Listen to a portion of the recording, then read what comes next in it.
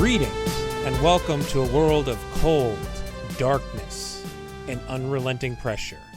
The Genre Grinder Podcast. With me today is the incomparable Patrick Ripoll. Say hello, Patrick. I've been down here 6 months, and I'm tired of it. Or at least it feels like this is a somewhat delayed podcast, so it feels like we're getting maybe a little antsy because we've been planning this for longer than we intended to. Yeah. And it's actually, it's going to be interesting because you just watched these movies, and I actually watched them like 3 weeks ago, I think. So okay, yeah. We're going to have to fill in for each other. But anyway, yeah. So because Patrick's here, it means we're doing another deep dive into a single year that a specific genre peaked. And in the past, we did slasher movies 1989, the gialli of 1971, the spaghetti westerns of 1968. And now it's time to get real specific with the underwater, or I'm going to change this. I was saying underwater horror. I'm going to say the deep sea horror movies of 1989. Hell yeah. There were a total of 7 such films released this year. Technically 6. One was held back and released in 1990, but we'll get to that eventually at the end. Again, this will probably be 2 parts. In fact, this will definitely be 2 parts because this time we're actually recording it in 2 parts instead of recording for 7 hours and finding a place to split it and all that stuff. This is also another one of those subjects that sort of inspired Genre Grinder when I was initially thinking about covering these kinds of random fads. But I realized that there were usually just 2 or 3 movies. Like there would be Armageddon and Deep Impact and Mission to Mars and Red Planet.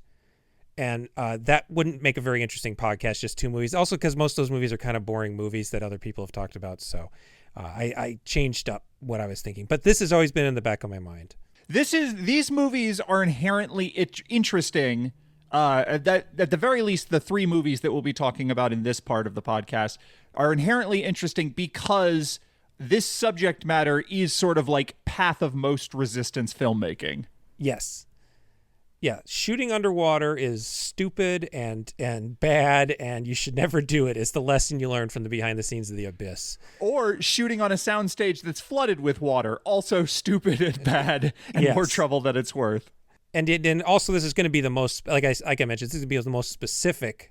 Like you can say that yes, their slasher movies took over the year 1981, but there was 30 different kinds of slasher movies. Like they were united by a pretty vague definition. These movies are surprisingly similar across the board. And if we're led to believe the filmmakers, that was all a coincidence.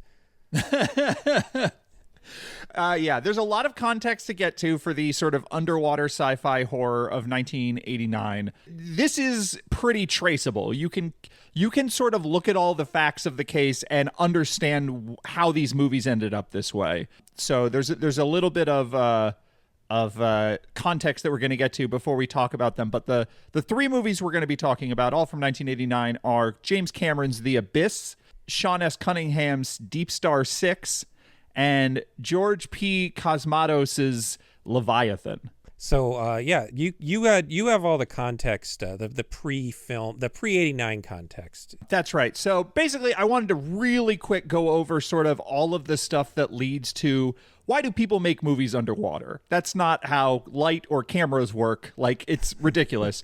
And the answer is Jules Verne. In 1870, Jules Verne wrote 20,000 Leagues Under the Sea. Captain Nemo and his submarine, the Nautilus, captured the imagination of the world. It was a very popular character that showed up in other Jules Verne books. It's a book that was ripped off by other fantasy writers. You go to any seminal fantasy sci-fi writer of the late 19th century, early 20th century, they have done a 20,000 Leagues Under the Sea riff. It didn't invent the submarine, but submarines as they existed in the 19th century were very primitive and rudimentary. And as they were imagined by Jules Verne in 20,000 Leagues Under the Sea, they were kind of fantastic and electric and capable of going to depths and distances that other submarines couldn't. So it was also, I believe, a sort of recurring inspiration to actual engineers who were designing sort of submersible vehicles and stuff like that. So just huge touchstone for ocean fantasy, ocean sci-fi. You can't have any of it without 20,000 Leagues Under the Sea, the novel from 1870. So decided to call that out.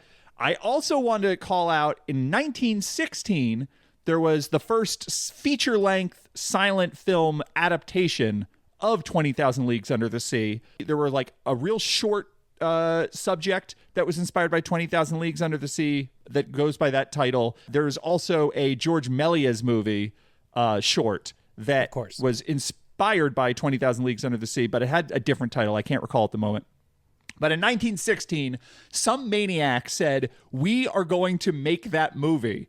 And we're going to learn more about sort of the boondoggle that was the making of The Abyss. But something I really love is that instinct to just like go headfirst into a boondoggle to capture something spectacular on film no one's seen before. It existed in it's always been there, because this film took 2 years to make.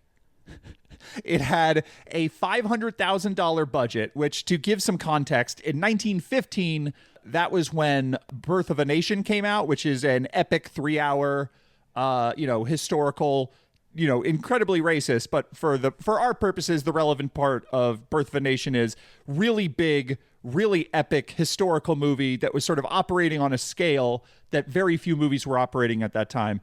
That movie cost 1/5 of 20,000 Leagues Under the Sea from 1916. So this was a really wild project. By the end, it was a popular movie, but not nearly popular enough to justify the budget. And it kind of put the kibosh on people trying to make these kinds of movies for a long time after. The way they did it was a series of watertight tubes and mirrors. So they would have the camera above water photographing an image that was a reflection of what was happening underneath the water.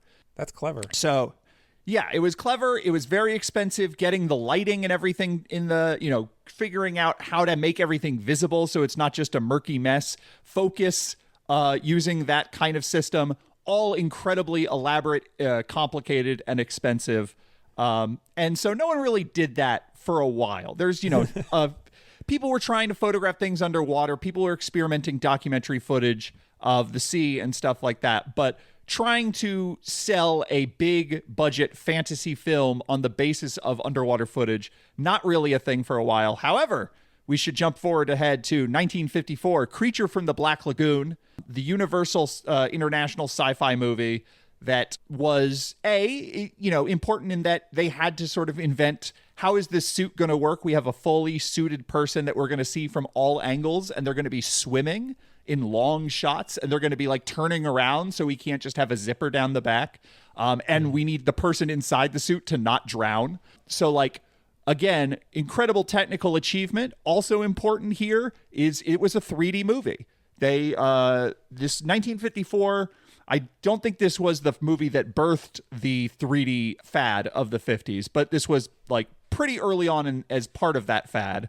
And someone understood just intuitively, like, oh yeah, when you're underwater and you're seeing like the depth and you're seeing bubbles coming towards the camera and stuff, that would all be really good in 3D.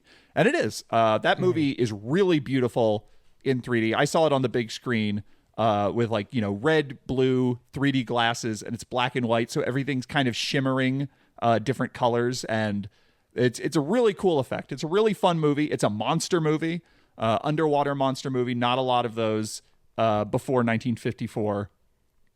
1954, also the year that Disney, once again, big boondoggle, they basically bet the farm on 20,000 Leagues Under the Sea, the Kirk Douglas, Peter Lorre, James Mason vehicle. This was the movie that basically all of their production budget was wrapped up in because they were trying to make Disneyland happen at the time. And basically, if this movie was a bomb, then Disneyland wouldn't have happened. Probably their film production would have shrank dramatically, and you just wouldn't have Disney as we understand it now. Technically, the imagination of like how this, sort of steampunk brass world of this submarine, the Nautilus, is realized, is really spectacular and influential. The giant, we talked about the giant monster movies in 1957, and none of the giant monster movies in 1957, with an exception of like 2 shots in the giant mantis were trying to build actual giant monsters. They were all, using models and scale and miniatures and stuff, or people in suits. This is, or claymation, this is a giant squid monster. And the final climactic fight of the giant squid monster in 20,000 Leagues Under the Sea, incredibly expensive, incredibly difficult to figure out. People were losing their minds trying to get it to happen, but they did. And it's awesome. So if you haven't seen that movie and you have like a Disney Plus or something like that to see it, check it out. It's cool. Just real quick, I just want to note that movie nearly ruined Disney, and then they sort of went back to the fountain and got nearly ruined by The Black Hole, which is sort of an adaptation in space. That almost ruined them. Atlantis: The Lost Empire, which is sort of an adaptation, animated, also lost the money. And then I think it was Fox tried to do The League of Extraordinary Gentlemen, which was also a famous flop, which is a sort of fan fiction version of the Captain Nemo Nautilus cruise stuff. It's just a movie. It's just a movie. It's a property that has nearly ruined studios several times. Yes, but I am bringing up these successes, like 20,000 Leagues Under the Sea, a big hit, beloved. It's the kind of movie they would re-release. It was the kind of movie that played on TV a lot. Yeah, a lot. When you have a movie that's a big hit like 20,000 Leagues Under the Sea, it's going to be tempting for other people to try to get in on that. Yeah. Speaking of big hits, we can jump ahead to 1975, Jaws. Yeah, if you want to talk about water-based horror movies, the 70s were absolutely chock full of them, and it's because the biggest hit of all time, Jaws, at the time when it came out. Jaws is Jaws. I don't need to explain what Jaws is to you, but obviously another movie that was famously a nightmare to shoot because they did it on the water. Really quick, want to tag Close Encounters of the Third Kind, which Spielberg made 2 years later here, because that's going to be very important when we're talking about The Abyss. That's 1977. 1979 is when Alien came out. If you're talking about James Cameron's career, Alien's one of the most important movies, even though he wasn't involved in it. But Deep Star 6 and Leviathan, which we'll be talking about, also hugely indebted to Alien. So I had to bring that up. Then we can sort of briefly get into James Cameron's career before The Abyss, which is to say he started in special effects. He did special effects for Roger Corman movies like Battle Beyond the Stars. He did matte paintings for Escape from New York. He directed Piranha 2 for Roger Corman. He was clearly someone who understood the technical side of filmmaking. But then when he made Terminator in 1984, and that was a massive surprise hit, he sort of announced himself as like a wonderkind. I don't know. It was not the same thing that happened to Spielberg in the 70s, but clearly when James Cameron shows up, you get excited because he's the guy who did Terminator, which came out of nowhere and was a massive hit. He co-wrote Rambo: First Blood Part 2, which was a massive hit. And so when they were going to make a sequel to Alien, they approached him and they said, basically, we want to do Aliens versus Soldiers, go. And James Cameron, most of everything else about Aliens, as far as writing goes, he is one of 3 credited writers, but like Aliens, the film, as it exists now, is pretty much just written and directed by James Cameron. So following up Terminator with Aliens, another like massive hit, and a movie Fox did not want to make because they were convinced that horror had sort of run its course and that it was going to be just a big boondoggle that was going to be way too expensive and lose money. There was like a lawsuit between Walter Hill and someone else and Fox Studios, and part of the settlement of that lawsuit was we get to make a sequel to Alien. And so James Cameron takes the helm of that massive hit. James Cameron can do no wrong. He announces at some point in the next year or two that his next project is going to be The Abyss, a sci-fi movie about deep sea miners, and the land rush starts. This is where everybody starts trying to make The Abyss before The Abyss. And when you talk about why there are all these movies that came out in 1989, it is almost like 201. It is almost all because, and I think some of the movies we'll talk about in part 2 are like more tangentially related in a way that maybe they weren't inspired this way. But these 3 movies that we're talking about, Deep Star 6 and Leviathan, are movies that are chasing after The Abyss. And Then the only other thing I want to bring up is that in 1987, Michael Crichton released Sphere, which was a New York Times bestseller. It was the best-selling sci-fi novel of 1987. It was the story of a psychologist who at some point was contacted by the U.S. government to come up with a protocol for dealing with first contact with aliens. And he finds himself brought out to a deep-sea oil drilling rig because they found aliens on the bottom of the ocean, and there is an underwater base there. And him and the people that he recommended for this team are sort of brought down to this underwater base where basically 2001: A Space Odyssey happens. They're trying to figure out what's going on with this mysterious shimmering sphere. The dynamic between the military and the scientists and the sort of inherent disaster movie tension of existing in a like high pressure deep sea environment where humans are not meant to be, all of that kind of rings throughout these movies. But I read Sphere for this podcast to make sure that it wasn't ripped off more closely than that, and it was not. I could totally believe that James Cameron read it and it would influence some of the small details and choices that he would make and how he depicts certain things. I don't think anyone who made these movies were like, we should get in on that Sphere money. That is my personal belief. It's also not a very good book. A lot of times you'll read about Sphere and people will be like, it's great. It's great. It's not good. But so I wouldn't necessarily recommend you read it. But I wanted to bring that up because that is part of the stew of influences and context for why all these water sci-fi movies happened in 1989. And it is worth mentioning because it was a successful, high-profile novel.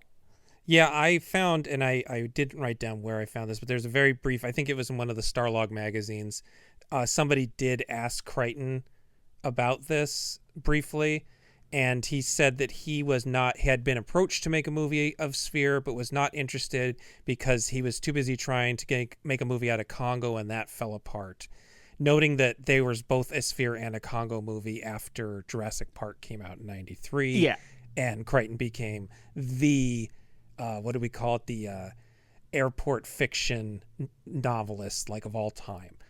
Yes, he was for a stretch of the 90s, for like the first half of the 90s, from like 93 to 97, let's say. He was like the most important author in the popular imagination. But it is worth noting, 1987, he was a name that maybe not the average American knew, but like certainly people in the industry knew. He had books that had been adapted to successful films. He had written successful films. He had directed successful films. You know, he was not an unknown by any means, but he was not Jurassic Park's Michael Crichton yet. So right. It's not necessarily an assumption that like, oh yeah, anything he writes is going to be made into a movie, especially when the movie takes place in an underwater sea base. Yeah. So even though all of these movies were rushing to rip off The Abyss, I don't think any studio was willing to take that same swing to rip off Sphere. Yeah, or to just like buy the rights outright and try to beat The Abyss to theaters. That never came up either. Right. The assumption we're making here is that these people are rushing in to rip off The Abyss, and they are assuming because of aliens that The Abyss is going to be a horror sci-fi film. And it doesn't help that the original tagline on the poster was, he made your heart pound with the Terminator, then he stopped it with aliens. Now, writer-director James Cameron presents the summer's most original adventure. So that was really all they had going. So they're like, oh, this is going to be aliens underwater. So that's kind of where all these filmmakers went. That's right. This is also a time where the Exxon Valdez oil spill happened after all these movies had been made. That was March of 1989. But like, this was an era where people were interested in, you know, Save the Whales was a popular... Yeah, there's a whole Star Trek movie about it. Yeah, sort of liberal slogan. Star Trek 4 is a movie I did not bring up that I could have brought up in terms of things that would have been in people's minds as they're making these films. You know, part of the reason James Cameron decided it was now time to make The Abyss, which is based off of a short story he wrote when he was in high school, is because he saw documentary footage from submarines and was like very excited by what technology would allow him to do now. And so like all of that was all happening that produced The Abyss. Do you want to start off with the sort of the making of The Abyss, how this movie came together? Yeah. Yeah, because we're going to go in order after this, but we want to cover The Abyss first, even though it wasn't released until August of 1989. So it was like the third or fourth if we're going chronologically. After this, we'll go chronologically, but yeah, we wanted to start with this one because I think this is going to be the one that most people saw, most people are aware of. It's James Cameron film, so we don't need to do too much, but the making of is very interesting. So yes, we should explore that. And there happens to be well, not very, but reasonably thorough behind-the-scenes documentary on the original DVD, which was not the norm at the time. This was just a little bit before you were guaranteed some sort of commentary or making-of documentary. And even more unusual, and probably just because it was so publicized that they couldn't sort of, clean it up for PR. It's pretty warts and all, this making of documentary. Yeah. Like it's very blunt. I mean, part of what they're selling is, look at what we went through to produce this spectacular thing. Isn't that impressive? But like, part of that selling how impressive it is that they did it is selling that it was like a fucking nightmare to do it. And so the documentary does not shy away from the fact that like the cast was losing their minds, the crew were losing their minds, James Cameron was losing their minds, multiple people almost died. Like, absolutely wild story, the making of The Abyss. I guess it all just goes back to doing anything underwater is a bad idea. And so most of these other movies didn't really shoot underwater. They would shoot dry for wet, which will come up a whole bunch of times, which is basically means you're shooting sometimes in slight slow motion with lots of fog and smoke effects and pretending to be underwater, or shooting through some sort of water filter of some kind. These days you do it digitally. There is digital effects in this movie, but they were very crude for the time, and you cannot do an entire film that way at the time. My thing is that it feels to me like this movie was partially made just because James Cameron really liked diving, and he is really interested in I know he said that he had the story since he was in high school, but it just sort of, it feels like a movie built around a rich dude's hobby, and that he knows more about it than anybody, because he really does know a lot about diving. Like, they went after the I can't remember what was the one that exploded underwater recently. Recently being like 4 years ago. I forget the name of it, but I know, everyone knows what you're talking about. Yeah, they went to James Cameron to ask him questions, like, for real. Like, he wasn't like promoting an Avatar movie. Like, somebody went, we should ask James Cameron about this, because James Cameron has dove to actually see the Titanic before and not been crushed to death. So he knew what he was talking about, and that makes it more interesting. In fact, it makes it so interesting that I often wonder if I can even trust my opinion on this movie, or is my opinion on just the fact that they pulled this off, is this movie really actually move me, or do I just know that a bunch of people nearly drowned and got into fights with each other, and Ed Harris had to pull over his car and cry for like an hour after a bad day. And I didn't write down the specific every little thing that went wrong, but it's all the stuff you would expect. For some reason, Cameron wanted them to be acting for real underwater and not dubbing their lines, which is a huge problem. So they had to invent a special kind of face shield, and then they had to add all these audio filters, because when you speak underwater, there's this horrible suction sound that happens as you take in a breath, and the regulator punches oxygen into your mask. So it's just creating all these issues. And then they had to find a big enough tank so that it would look like they were truly at the bottom of the ocean, which is something Jaws didn't have to deal with, because nobody gets dragged under the ocean in Jaws. It's all in relatively shallow water. So you can get away with having the camera just below the surface.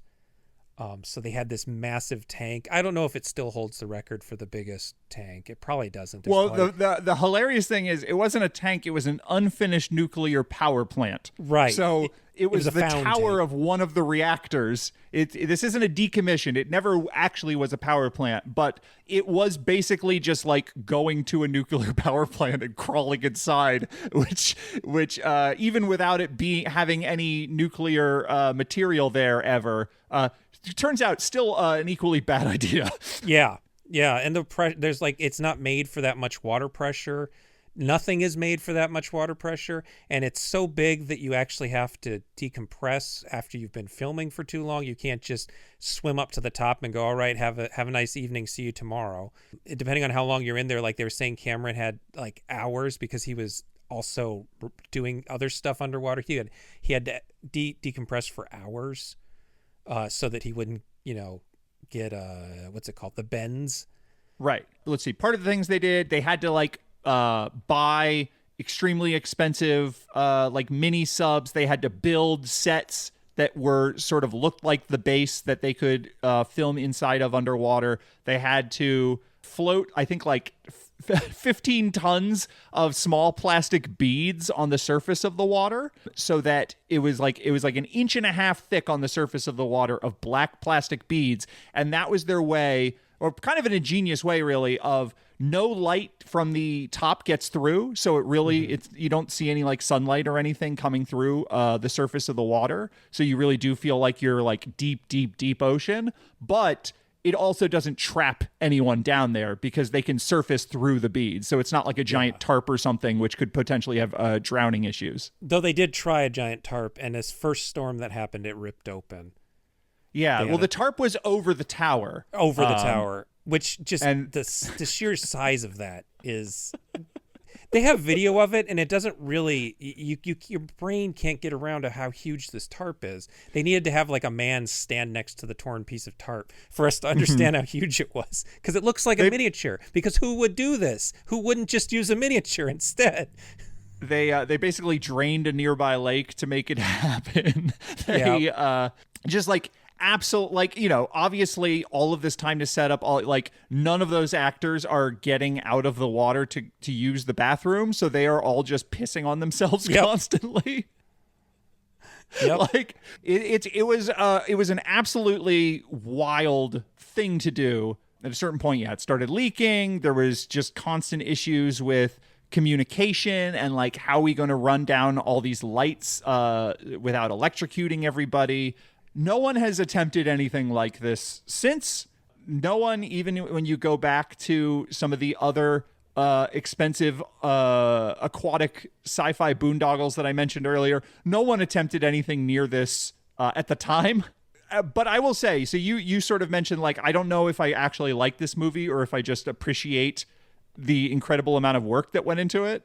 The result is, the first time I saw this movie, I was maybe 20 or something. I wasn't a child, but I was pretty, I had seen enough, documentary, DVD, special features, making of, stuff like that. I had a pretty good idea of how sci-fi movies were made, how special effects were achieved and stuff like that. When I watched The Abyss at the time, it never occurred to me to wonder how they did it. I just thought they were at the bottom of the ocean. I just thought, they probably just found a part of the ocean where they can shoot on the bottom, and they did it, because the illusion is complete. Like, I watched this movie and I see no seams whatsoever for that stuff. Some of the optical effects, the visual effects of the aliens, some of the CGI at the time, obviously that has aged, but when they are underwater, like going through the sunken submarine and all that, it is just sort of like, they probably just built a submarine and put it underwater. It's one of those things where I can't believe this didn't cost more than any movie ever made, and I can't believe that modern movies possibly cost more than this. Like, the whole point of digital effects is it shouldn't cost this much. That's not the way it works. But you don't have to build these huge things and put your actors in danger anymore because you have digital effects. It's the Steven Soderbergh quote about Fury Road, where he's like, there's two things I don't understand about Mad Max Fury Road. One is how they're not all dead, and two is how they're not all still filming it. Yeah.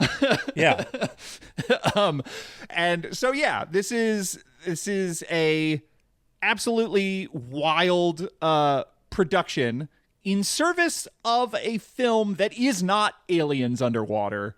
No. It is... I guess it's more like Close Encounters of the Third Kind underwater. Yep. It's Close Encounters with a little bit of 2001: A Space Odyssey, a little less intellectualized version of 2001: A Space Odyssey, for sure.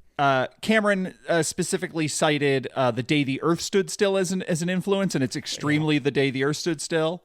Especially if you watch the longer cut, which I did. I intended to watch both cuts so I could compare and contrast, and I did not have time, so I just ended up watching the director's cut both times I watched this movie. Yeah, I watched. I tried to make notes of what was different, and that it's one of those cases where I would say you almost have to watch the director's cut. I think it's one of those. Once you see the longer cut, you can't really go back to the other cut, but you do start to feel that nearly 3-hour length. So it's like it might actually feel a little too long, but the stuff they cut out is kind of necessary for the film to work, I think. So there needs to be a third cut where they find a nicer balance between those two. But yeah, I would 100%, if you haven't seen this movie, maybe just skip the theatrical cut if you haven't seen it. I think it would be okay, personally. Yeah. So the plot of the movie, did you have that written out, or I could just sort of? I didn't. Yeah, you go for here? it. I forgot to do that part. Yeah, the plot of the movie is that there is an American nuclear submarine that has an encounter with an alien entity of some kind that crashes it and ends up sinking at the bottom of the ocean. The military, knowing that the nukes involved need to be retrieved, employ a nearby experimental underwater oil drilling team. So little notes of Armageddon here. Yeah, Armageddon totally stole the idea of instead of training the army to drill oil, you trained the oil drillers to be the army kind of situation. Right. Worth noting here, this is not real. No. People have been drilling for oil in the ocean since the late 19th century, but it's always just offshore. It's always very low depths. Deep sea oil drilling, as it exists in 2026, is actually relatively new. I think it's only been around like 15 to 20 years or so. So the deep sea oil drilling that we have now was not really a thing in 1989. And deep sea oil drilling is not an underwater base. It's not about people living underwater. It is about building a platform that is on the surface of the water or maybe partially submerged in the water that then goes down to the ocean floor. Right. And I want to bring that up because one of the things that none of these three movies do that I find really interesting is none of them stop to say to the audience, hey, we know that this isn't real, but this is the near future, and it's a sci-fi world where underwater drilling or underwater mining exists, or underwater scientific research bases exist. There was an underwater scientific research base off the coast of Florida that was like 30 feet down. Which is basically like, that's how deep they shot the abyss. So there's no such thing as underwater research bases like that exist in like DeepStar Six. There's no such thing as like moving underwater oil drillers in the abyss, or silver mining in Leviathan.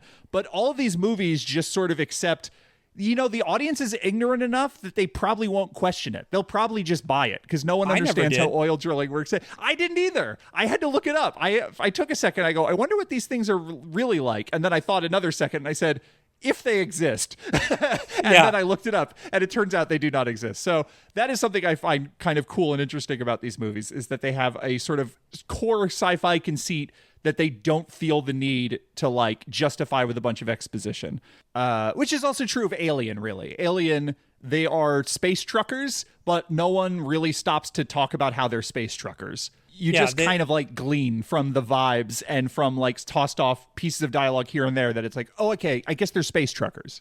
Yeah. So anyway, this American nuclear submarine gets buzzed by an alien. It sinks. The military employs these deep sea underwater drillers who are oil men, oil drillers, whatever. They're like 20 miles away to go to the site with the Navy SEALs or whoever this military group is that they're with to, investigate the crash site, see what happened. They don't understand that part of the military's goal is to like retrieve the nukes because they think that this is a Cold War going hot. Like they think this is the Russians. But they're all getting triple pay, so they all sign up for it. They get there, they examine the submarine, they find the dead bodies. One of them has an experience where he sees the alien, which is very close encounters. It's just like a floating thing made of pure light. The military retrieves all the nuclear codes and information, and their job is done, except that they can't be pulled back to the surface before a hurricane comes because the military has stolen all of their necessary equipment to go back and retrieve the nukes. And so now they are stranded down there for a time, and they learn through their sort of underwater television that during this time they're down there, the rest of the world has learned about this and thinks that this is like an American stunt to fire nukes at Russia. And so now it's DEFCON 1, and it's just everyone is going mad. And, Cuba and Russia are threatening America, and the news reporters are interviewing Americans, and the Americans are like, well, I guess nuclear annihilation's here. What are you going to do about it? And meanwhile, the underwater drillers are trying to argue that there's something else down there, something worth exploring that is not the Russians, that is not dangerous. And it becomes sort of a battle of wills between the military and the oil drillers. They have a tension. It escalates. They encounter the aliens who take the form of water they manipulate. This is a big CGI sequence that was done by Industrial Light and Magic that won an Academy Award and sort of heralded the new era of special effects. As much as Jurassic Park is the one that made the entire world go, okay, we're making CGI movies now, The Abyss is the one that made the industry go, okay, we're making CGI movies now. Yeah. So Cameron follows this up with Terminator 2, which has the liquid metal man who's sort of a liquid water man. Yes, yeah. This is definitely what leads to the T-1000, this sort of water tentacle that explores the ship. The military starts panicking and is like, well, we got to kill these aliens right now because they have deep sea madness, which is, I don't think, a real thing. If you don't decompress appropriately, you can have, it's not madness though. It doesn't necessarily make you paranoid, but it can be bad for your brain. So Cameron sort of works that into a deep sea madness as an idea. Right. So we have so it's classic Day the Earth Stood Still, where we have aliens who, at the very end of the movie, we discover the aliens' goal is to get humans to stop fighting with each other, which is the day the Earth stood still. We have a military who says that's impossible and sees them as a threat. We have civilians who understand that these aliens come for good and are trying to fight with the military to sort of make sure that the aliens are heard and contacted. It ends with giant tidal waves threatening to wipe out the world. This is the director's cut version that I'm describing now. Ed Harris goes deep down to retrieve a nuke that has been robotically sent to destroy the alien ship, and he disarms it, but going that deep essentially is about to kill him. The aliens save him. They show him a montage of tragic war footage that they picked up off of 24-hour cable, which is in 1989 now been around for about a decade. So it's a little bit it's very contemporary. Day the Earth Stood Still has a lot of footage of newsmen reporting on this and sort of the way the media responds to the alien thing. And this updates that to be specifically, here are the images you see in 24-hour news. But if you did it now, it would be TikTok. Yes. Yeah. TikTok and Instagram Reels. Mm-hmm, mm-hmm. The aliens would see some really good teenagers dancing and be like, you know what? Never mind. Humanity's worth saving. Yeah, exactly. But then the thing I didn't mention is Ed Harris is the leader of these drillers, and his wife, his estranged wife, is the developer of the submarine. So she goes down there with them in the military, and they have not been getting along for some time, but they haven't yet got divorced. And through these tense series of situations, they learn they still love each other. And the aliens are like, human love, that's the best thing in the galaxy. We'll say you're okay now. And then the movie ends on a very warm, happy note about how humanity and its capacity for love is ultimately the most powerful force in the galaxy or something. So it's a nice, happy ending there. The other thing that the director's cut adds is a lot more of the tension between the U.S. and USSR. There's a lot less of that in the shorter cut. And I think you kind of need that existential threat really helps make it work. It feels less like the aliens are rescuing some guy and more like the aliens are deciding not to murder humanity. Watching this movie when it came on the first, because I'd seen it on television when I was a kid, but it finally hit DVD in, I believe, something like 1998. It was one of those early DVDs, and watching it and going, man, the days when we were afraid of nuclear Armageddon, it just doesn't hit the same. And then we're kind of back there again, and it hits again. Yes. There's one of the people the news interviews is just sort of it's gonna happen or it's not. I just gotta not think about it. And I'm like, yep. Dude, fucking same. Yep. So a few things about The Abyss. This is the first movie that James Cameron originated, that he wrote, he is the sole screenwriter of. Aliens, he is pretty much the sole screenwriter, but that is like a big studio sequel to a massive studio movie. So you know that there were like tons of meetings and notes and all that. This is James Cameron unleashed. And the thing about James Cameron as a writer is he's a little naive and a little childish.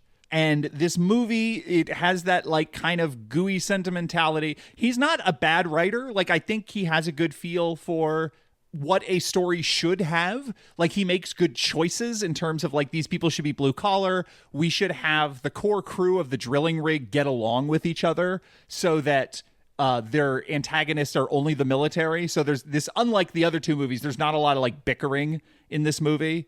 And once the military has been dealt with and you see all these people trying to work together to solve this problem, it's like, that's some good shit. And that's the kind of shit that made Aliens successful, is like people really responded. I don't like them as much as a lot of people, but like people really responded to the Marines in the Aliens and how they interacted with each other.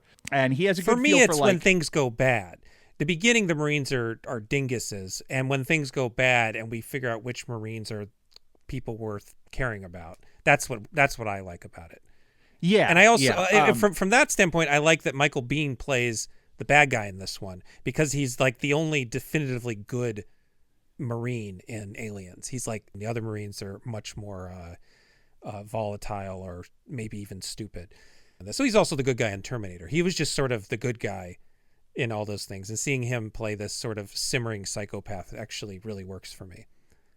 Yeah, I think James Cameron is good with actors. I think that's a thing that people don't really talk about, especially once his actors started to be motion captured, and then that didn't matter anymore. And but I think when you look at Aliens, when you look at Terminator, when you look at The Abyss, he is not a George Lucas type who has an idea of like what a sci-fi movie can be, but no idea what people are like. I think the performances, the central performances especially, I think Mary Elizabeth Mastrantonio and Ed Harris and Michael Biehn are all really, really good. Harris is so good in this movie. Oscar caliber in this movie. I think if it would have been a bigger hit, there probably would have been a pretty good campaign for him. That's something we didn't bring up. This wasn't a massive hit, but this also didn't technically lose money. This was like middle ground level hit. That's right. Which made it a little funnier that all these other movies were trying to rip it off when it didn't end up being the blockbuster of the summer. The other, at the very least, DeepStar 6 and Leviathan both lost money. Yes, I think the other ones we're going to cover in part 2 are so low budget that it doesn't really matter. But yes, the other two budget ones lost money. Obviously, when you think about Ed Harris now and you like look back on his career, there's just so many military men. There's so many like hard-edged, like blue collar guys. The idea that he's in charge and barking out orders to all of, this like big masculine energy and all that. It's very easy to imagine like that side of this character. The other thing about Ed Harris in this movie is that he is really emotionally vulnerable. His estranged wife showing up is kind of sending him in a tailspin because he really loves her and he doesn't want to admit it. And he's kind of vulnerable around her. And when they have the encounter with the water tendril, his face lights up. Like he has access to something like really pure and childlike that you may not expect Ed Harris capable of if you only know him from like the stuff he was doing in the 90s and the 2000s. Yeah, for sure. Mary Elizabeth Mastrantonio also just like when she's the first one to sort of encounter the aliens and to be sort of their advocate in terms of like something miraculous is happening down here and trying to convince everyone else about it. And she has that aspect of her as well, where like she just has like pure wonder and warmth and joy for the idea of contacting these aliens. And there's a really big swing later when there's a scene where she is drowned and Ed Harris is trying to bring her back. And Ed Harris is getting more and more angry as everyone is, they got the paddles on her and they're giving CPR and everything. And she's just not coming back. And everyone else has sort of accepted that she died. And he is getting more and more heated and upset and trying to bring her back. At a certain point, he just like screams, "God damn it, you bitch. Like you never gave up on anything in your life." And like, he like slaps her unconscious body. Yeah, that was apparently behind the scenes a little bit. Like she was okay with the slapping, but they kept doing more and more takes, and then she was not cool with it. When you talk about the nightmare aspects of it, one of the nightmare scenes to shoot was this CPR scene where she obviously, because they're putting the electrodes on her chest for the you have to have skin to skin contact for the EKG, not EKG, that reads waves. At any rate, she was basically topless and in this like really physical situation where she's getting her chest pushed in and getting screamed at, and it's like cold and wet, and having to do take after take of that, just absolutely grueling. But like that choice to have him like call her a bitch because he's just getting so frustrated and angry and slap her, like that. It's so unexpectedly moving to me. I don't think it should work, but it does. This movie, the Mary Elizabeth Mastrantonio character is interesting because she has a very she's based in a very misogynistic sort of caricature, but Cameron cares about the character, and her performance is so good that it sort of flips it on its head. But we're introduced to her like she gets off the plane and she has high heels, if I'm remembering correctly. And so there's like all these things, and then everybody else on the rig doesn't like her because she broke the heart of their best friend there. But she quickly recreates her rapport with all of them, and it's just sort of like. I think that it really turns that on its head. But then there's also the fact that Cameron has said that he based this character on Gail Ann Hurd, who he was currently getting a divorce with during the making of the film. And so there was always something in the back of my head that's like how much of what Cameron's putting into this character and is him trying to save his own marriage. And it's kind of an uncomfortable thing, but it's one of those things where I feel like if a younger person is a little more sensitive to these misogynistic tropes watches this movie the first time, for the first however many, like half of the quarter of the movie, they're going to think of this character as a bad character, a problematic character, and I think they bring her out of it really well. Yeah, I think everyone around her resents her because she has status over them because she designed the ship. She is like more important in this company than they are. And they are these like roughnecks who have this like very like, you have to earn that leadership. You have to earn that respect. And you just invented some doohickey or whatever. Yeah. And because we don't know enough we have not really spent any time with her before we get everyone else's opinion of her. It's very easy to assume that the movie's opinion is theirs. But yeah, James Cameron and gender, very interesting that we can't get into in too much depth that here, would be the rest of the podcast. But he has a extremely binary understanding of gender, which is like the movie from 1989. Of course he does. He's a straight man. Of course he does. I'm not gonna, whatever. Yeah. But like he has this. It's a different brand of misogyny where it's like men are aggressive and violent and quick to conflict, and women are emotional and sensitive and nurturing. And so like he plays with women and men in a lot of his movies using these kind of like gender essentialist assumptions. And this is a movie where like literally at some point they have oxygenated saline that Ed Harris breathes, which by the way is a real thing. Is a real thing and does work. And was a real thing in 1989 or 88 when they filmed this.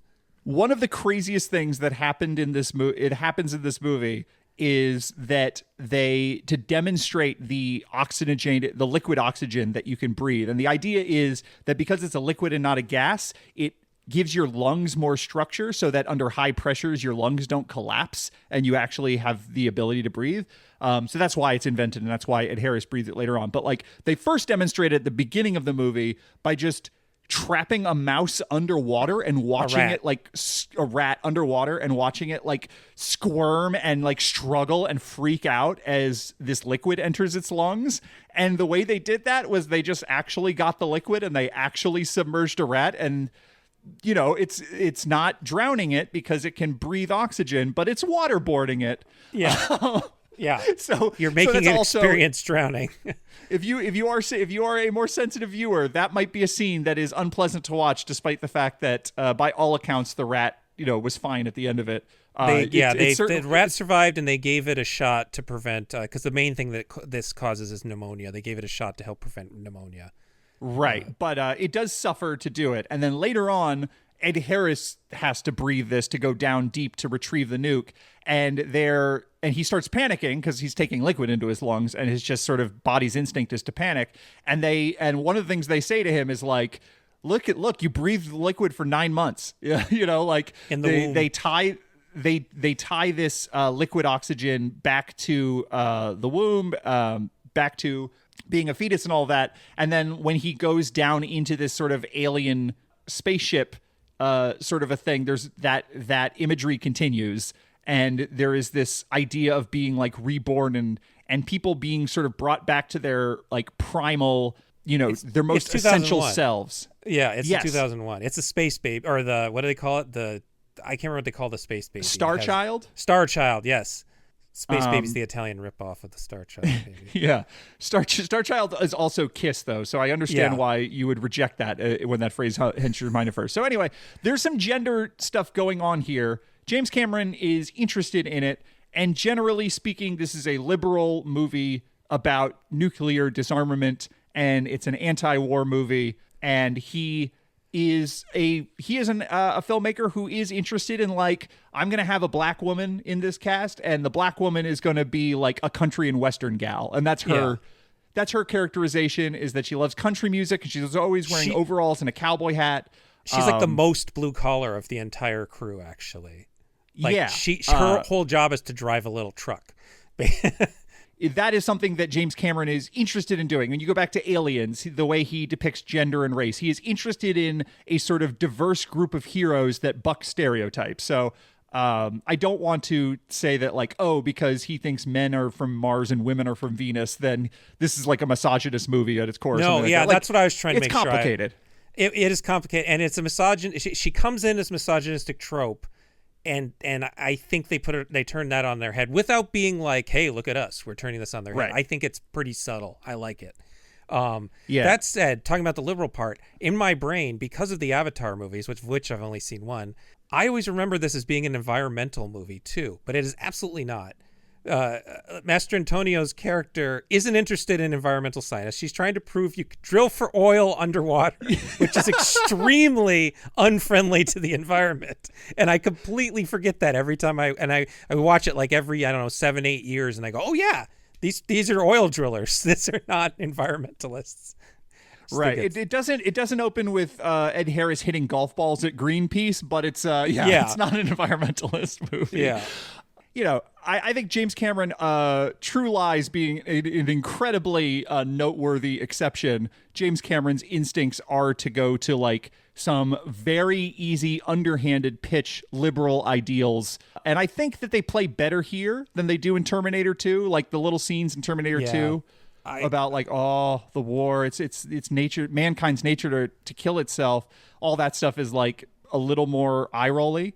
But it is like, there's something naive about it. Like, this is not, it's hard sci-fi in a way, but it's not 2001: A Space Odyssey. It is not. Also, I want to mention. Yeah, go ahead. Cameron, how much he loves Chekhov's gun theory in this movie. This movie has Chekhov's steel wedding ring, so Harris won't take off his wedding ring, even though they're supposed to be getting divorced. And because it's made of steel, it actually holds a automatic door open so that he doesn't get the door closed on him and drown. And then we have Chekhov's pink breathing liquid, as you said, that they show the rat breathing so that when Ed Harris has to breathe, which he didn't, by the way, he just held his breath in pink water because they weren't sure if it was safe enough for him to act through the actual stuff. And then they have Chekhov's former boxer's fists when they mention one character used to be a boxer, and he's like, for no real apparent reason, talks about how he could knock somebody out, and then later he does knock somebody out. Yeah, James Cameron's instincts are hacky. They're hacky. I used to resent it. I've seen enough nonsensical shit in the past 10 years that it was kind of nice to go back to. It was kind of nice to go back to that kind of structured, like 3 acts. We have to introduce the thing before we use the thing. Like it's hacky, but now I don't know. It felt better this time around. Yeah, I really hate Avatar. I saw it for the first time like 2 years ago on the big screen in 3D, and I was like, well, I'm glad I don't know why I waited. That was not worth it. I think that movie sucks, and that's hacky, and like all the reasons I hate that movie are its hackiness. But generally speaking, I like James Cameron's work. Even when it is sort of like playing it safe and by the numbers and being a little hacky. The other thing about this movie, and this is something that's true about all these movies, that I don't know, I'm not an expert on box office. I'm not an expert on the industry and audience taste and all that. But like something about this movie is when you are watching, like part of the reason the pacing is so off and it feels so slow and it's like kind of not as satisfying as some other James Cameron movies that are just like really immaculately structured is because he's really taking his time to show you we're underwater. We're going to hold these shots a long time. We're going to move the camera in a way that we wouldn't be able to if they weren't underwater. We're going to have the, like these sequences go on and on and on because they were hard fought sequences, and he's not going to cut them down. He is going to let you appreciate all the fucking hard work that went into it. So like when you are watching the movie, it's spectacular. Any individual shot is someone in a weird looking scuba suit surrounded by blackness, or it's someone inside of a weird, dark, dingy, corrugated steel environment that's really claustrophobic, because this movie, more than the other two we're going to be talking about in this part, this movie really captures the claustrophobia of like what actual ships are like and what underwater vessels have to be to survive and all that. I can't imagine that when you see a trailer, when you see all this cut for a TV commercial or a trailer, you're necessarily like getting really excited about the prospect, because it just kind of looks like drab and dreary. And I wonder if none of these movies were successes, because all of these movies, every shot they would have to pull for the trailer is like kind of just like, oh, that kind of seems uncomfortable. Like, I don't like, that's not a fantasy I want to go and spend time in. When you're looking at like the highest grossing movies of 1989, it's Indiana Jones and the Last Crusade. It's Batman. It's like Ghostbusters 2. It's like movies that are like bright and imaginative and colorful, and they're not too concerned about realism or anything like that. And then you get to this movie, Back to the Future 2, also just like using special effects to do like eye-popping, fun, cartoonish kind of things. And then this movie, you're just sort of like, oh, that kind of seems like not how I want to spend my summer.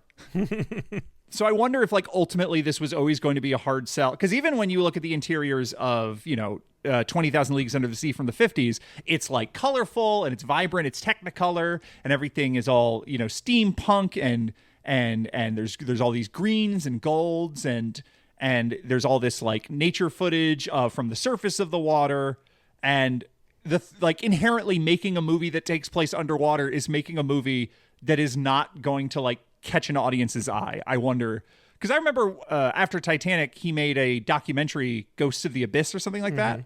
And I remember seeing like the poster and a trailer for it and thinking like, that seems miserable. Like that seems like a miserable movie to sit and watch, because it's like almost like sensory deprivation being that deep underwater.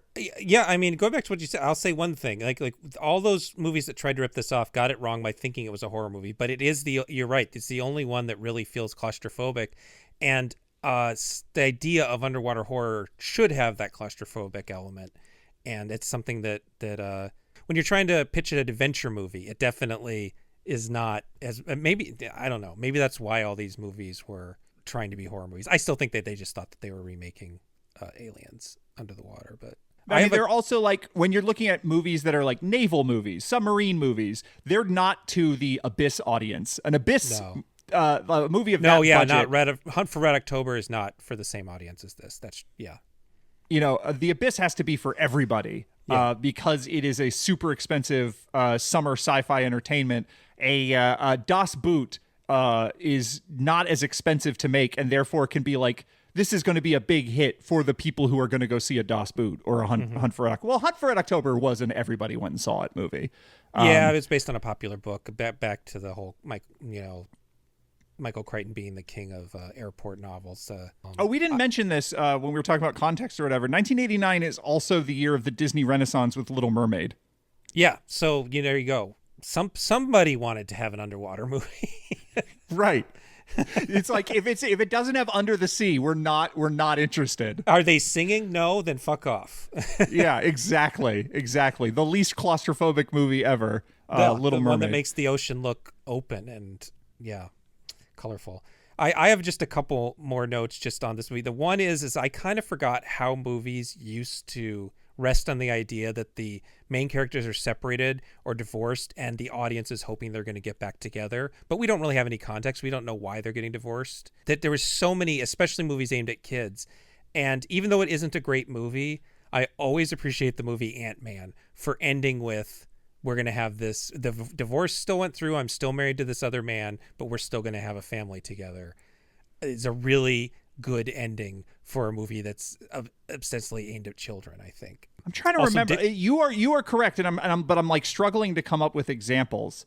I guess like thinking about the movies I grew up watching, like on video and stuff like that. I had movies like Hook and Jurassic Park 2. I guess Hook is more about him being a good dad than being a good husband, but like Jurassic Park 2 is like, oh, something didn't work between these two, but it could.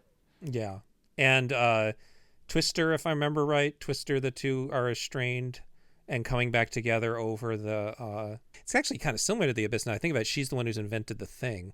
I think it wasn't even just divorce, but it was just like a couple that has to come back together for some sort of adventure was just something they did in the late 80s and 90s. Yeah, that's also Raiders. Yep. I also want to note the thing that's going to come up in multiple of these movies, but that I really remember from the movie Deep Blue Sea is the idea that the underwater facility is in danger because there's a hurricane on the surface. Like that becomes a really easy way of saying they can't go back up. And I feel like it seems doubtful that Cameron invented that, but I can't think of anything before The Abyss where that's the reason they can't go up. Well, that happens in Sphere. That does happen in Sphere. Okay, so maybe Cameron took that. Maybe that was the one thing Cameron's like, "Oh, this is a good idea." Yeah, these are disaster movies. In some, even the ones that have monsters in them are like disaster movies where there's a monster, and a lot of the things that the characters have to overcome have nothing to do with the monster, and so like you need a reason for them to be stuck. I have a thing that I think I coined. I probably didn't. That I was calling frying pan movies.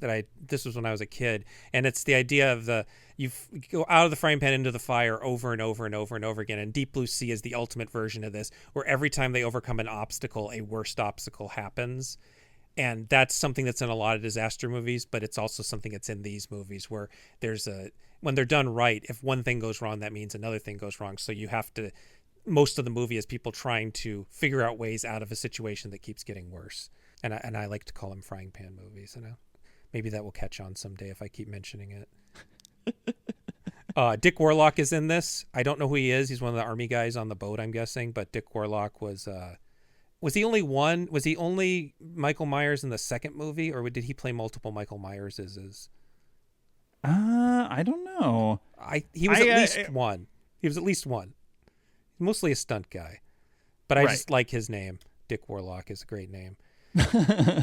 Alan Silvestri. Todd. Oh, go ahead. Oh, sorry. I was going to say real quick. Speaking of other people in the cast, Todd Graff. When I didn't mention this before when I was talking about like an ideal of James Cameron's being like a diverse group of heroes.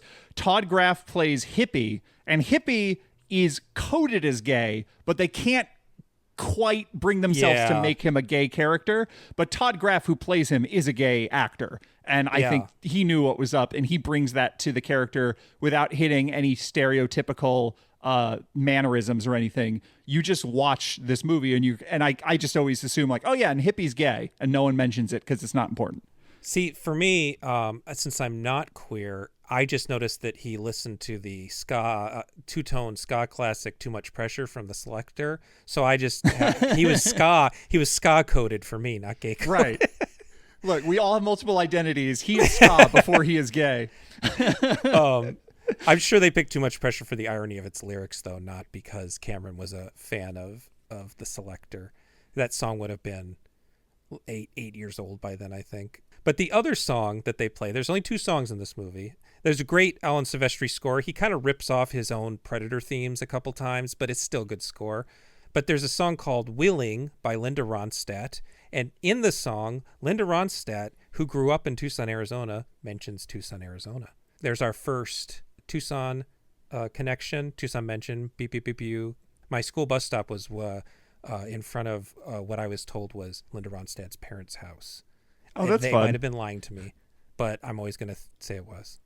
All right, that's all I got on that. What do we have anything else? We already went longer than I thought, but I feel like we got you to mentioned the point. Alan Silvestri at this point was a very acclaimed composer. This score is perfectly fine. It's not one of the memorable ones to me. No, it just works. It works. It's not you can't hum the theme. I have no memory of what the theme is, but it works for feeling wise. Yeah. Mikael Solomon was the cinematographer. He was a Danish cinematographer. This was sort of his, not the first movie he made in America, but this is early in his American career. And when I was looking up the crew of The Abyss, something I discovered is that unlike Leviathan and DeepStar Six, a lot of people who had a lot of experience and a lot of success especially in the world of special effects, but cinematography as well, were not working on The Abyss as much as they were working on DeepStar Six and Leviathan. Yeah. And I think part of that is because when you are signing up to do The Abyss, you are signing up for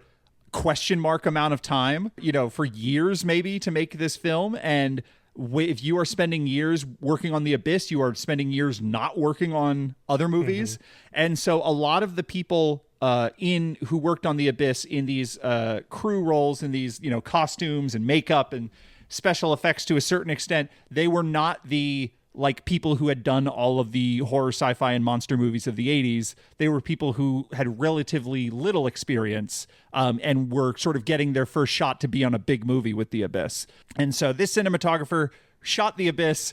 Being a cinematographer for The Abyss may be one of the worst jobs ever. Yeah. But he does a good job. The movie looks great. He shot Always by Steven Spielberg the same year, which is if I had to think of a movie that looked the exact opposite of The Abyss, it would be Always by Steven Spielberg. Yeah, and you have to shoot in the sky, too, because there's airplanes in that movie. That's right. He shot Fire because he was the cinematographer for Backdraft.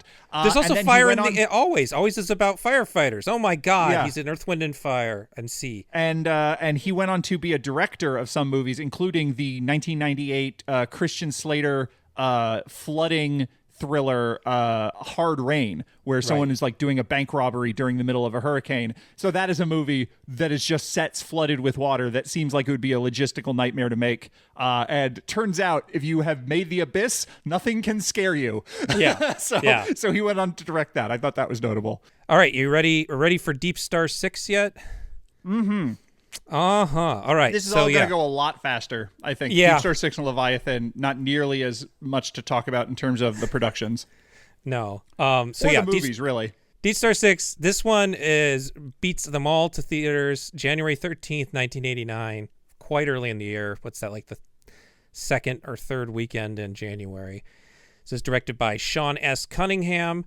And I don't think this will come as a shock or a hot take, but I think Sean S. Cunningham isn't a very good filmmaker. True. I think he's a good producer, and I think he knows what he's doing, but he's too mercenary. He's just not creative. He's just sort of there.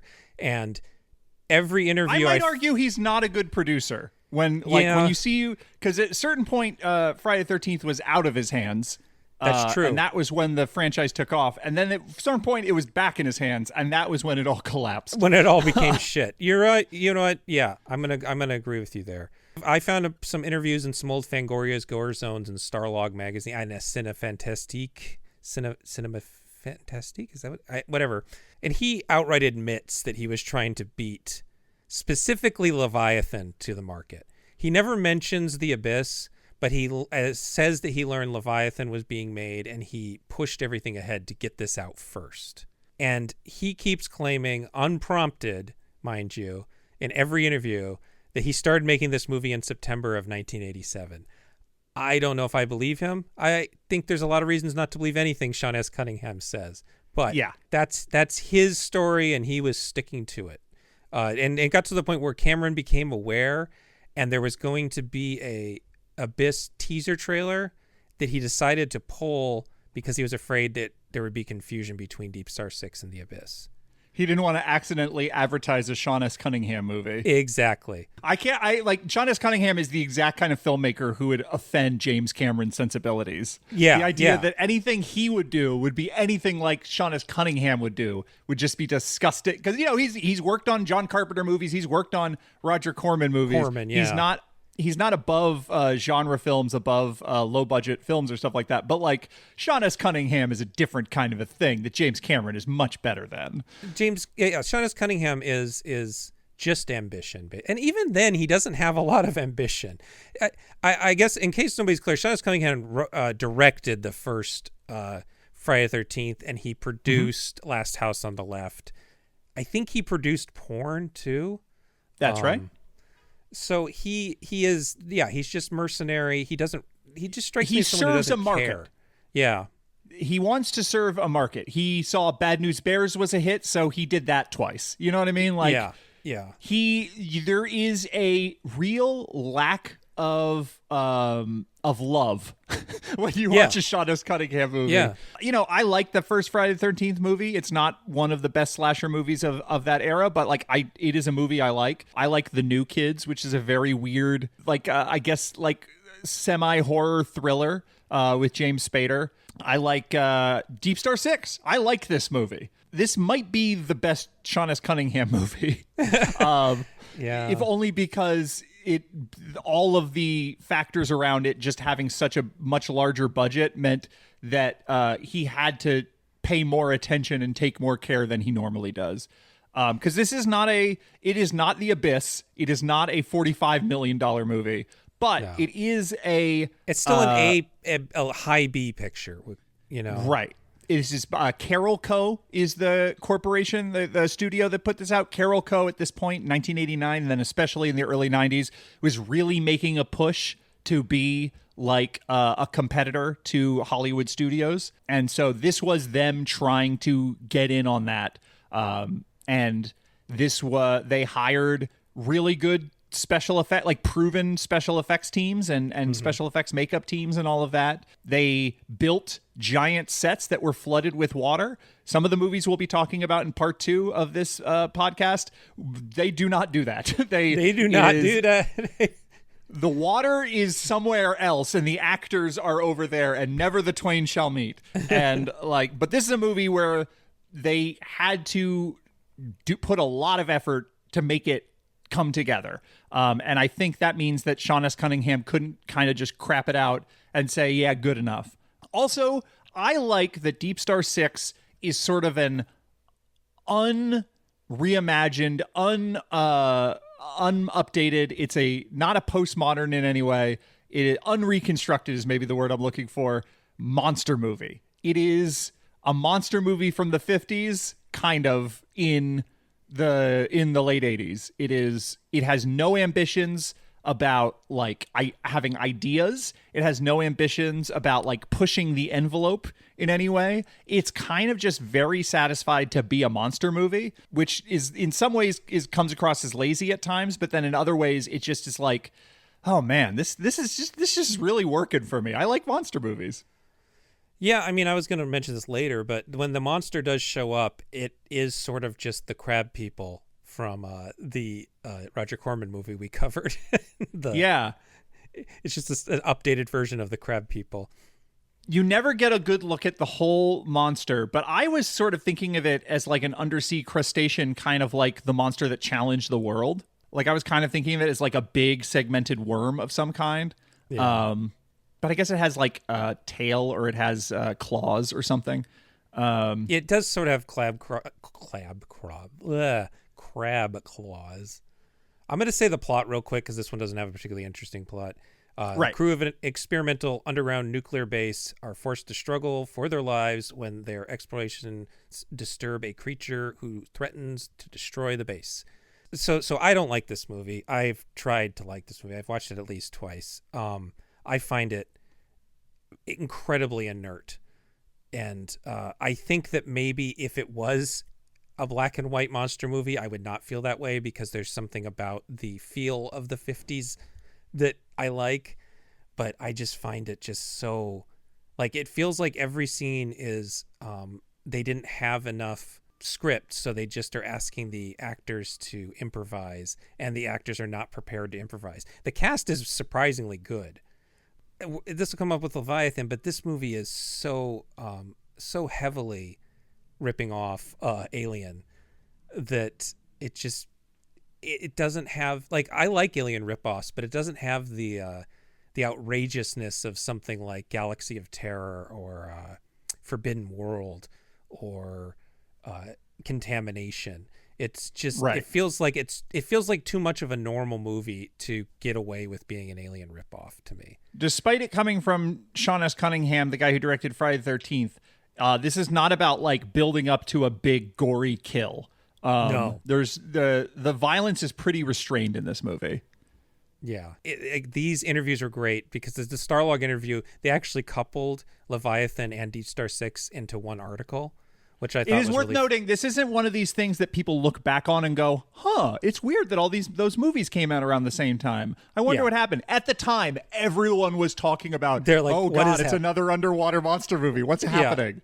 Yeah, and so it's so funny because Cunningham's interview and his film had already come out by the time of this interview, and it was a huge critical flop and financial flop. So I feel like he kind of felt like the jig was up, and he's already kind of being defensive. But his biggest interview is, if you think that our Drive for Wet photography looks so okay, then we succeeded. We're not trying to show off. And it's like, okay, buddy. Not trying to show off. Okay, like, way to sell your film. It's gonna come out on a home video. You gotta have people still watch this, and throw your special effects team who had to work extremely hard to make your movie happen, like, under the bus. Yeah, and he says he didn't read the Leviathan or Abyss scripts because he didn't want to be influenced, which to me verifies that those scripts were around and people could read them and rip them off. I'm guessing the Italians and the Spanish Z-grade filmmakers couldn't pull that off, but maybe anybody who was working in LA or Hollywood. I think he's sort of giving up the deets that he's not supposed to be giving up when he says that. Yeah, I have all these notes on why this is like the Alien to me, and I think that there are two female leads, and they're both Ripley coded. One is the first movie Ripley, who is the voice of reason, and the other one is second movie Ripley, who is a protective heroine. I think they just divided two Ripleys. The cast is introduced in its complete state over a shared meal on their space. Their spaceship is very much the same way we're introduced to the cast in Alien. And Leviathan. Yeah, and I was when we got to Leviathan, I was gonna say, here we are again, around a table. Yeah, so like that's something that for some reason when you rip off Alien and you're a Hollywood movie, that's a scene that becomes really important to you. And I can understand why a screenwriter would feel that way. Like, you watch that movie, you're like, what's the essence of this movie? It's that we introduced to all these blue collar guys around a dinner table. They have several scenes where they're locating the monster via sonar beats, which is very both Alien and Aliens. They are underwater. That's a good excuse to do the Aliens thing, but it's very coded like that. There's final act is all characters that are armed, creeping through corridors with the ultimate goal of getting off the station before a nuclear explosion takes out the whole area, which is basically both Alien when she gets the ship into self-destruct, and Aliens when they are planning on blowing up the whole planet and they have to get off of it. And then the coda is the same of both movies, where they think, and Alien Resurrection, where they think they've gotten clear of everything, but the monster has followed them. And I find it funny that it also kind of mirrors the ending of Friday the 13th, having like one last scare, when in fact Cunningham was stealing the ending of Friday the 13th from Carrie. Right. The final scare. This movie, that ending is shot identically to Friday the 13th, where it cuts into a close-up and goes into slow motion as Harry Manfredini has those string section come in. I want to talk about Harry Manfredini for a second, because big part of why I like this movie is Harry Manfredini's score. It's a little schizophrenic, but something that Harry Manfredini is doing that doesn't necessarily clash with the movie, but it sort of adds a layer that didn't exist in the movie or the script, which is Harry Manfredini is totally doing 20,000 Leagues Under the Sea. Let's have an underwater magical adventure. He has always been really influenced by Jerry Goldsmith. His most famous score is obviously Friday the 13th, and the Friday the 13th score is very, very influenced by Psycho, which you could probably guess, but also the Jerry Goldsmith score Tacoma, which has a lot of the way that Manfredini mixes strings and synths and does like stabbing strings and stuff is very Coma. And there's just a lot of Jerry Goldsmith in Harry Manfredini scores. And here he is doing like maximum, like optimistic, enchanted imagination Jerry Goldsmith sections that are like really lovely. I just want to like, it just makes me happy. And then that combined, like the way we're introduced to this underwater base is these utterly unconvincing miniatures that the way they are kind of decided to shoot the movie is they just kind of slightly overexposed all the underwater scenes, and then a little bit out of focus, and just everything has a glow to it. So everything kind of just looks like a painting. It doesn't look like they're shooting anything underwater. It looks like a sci-fi novel's cover of what a book about an underwater base would look like. It's really lovely. And that those matte paintings and those miniatures and the way they shoot all of the models of the submarines and stuff in those wide shots, combined with Harry Manfredini's score, is just sort of like, it makes me feel good in a way that is not really what this movie is like or about. This movie is about like people fucking setting up nuclear missile launch sites. There's not really any wonder or like joy of the ocean to this movie, but it's there in the score and in the miniatures. But Harry Manfredini is schizophrenic, because whenever he realizes that he's scoring a horror movie and has to do a horror scene, it is just Friday the 13th. Yeah. It is unbelievable how he is just doing the string sections from Friday the 13th when like something bad happens. And so when that monster pops up at the end of the movie and it's shot identical to Jason popping up at the end of Friday the 13th, the string sections are also identical to Friday the 13th. Yeah. I want to go back to complaining though. So yeah, go ahead. So much of this runtime is devoted to characters, this improv thing I was talking about, that part of me wonders if they finished the film and the special effects that they had to budget for, and they realized they were like 30 minutes short of a feature-length film, and so they used all their outtakes.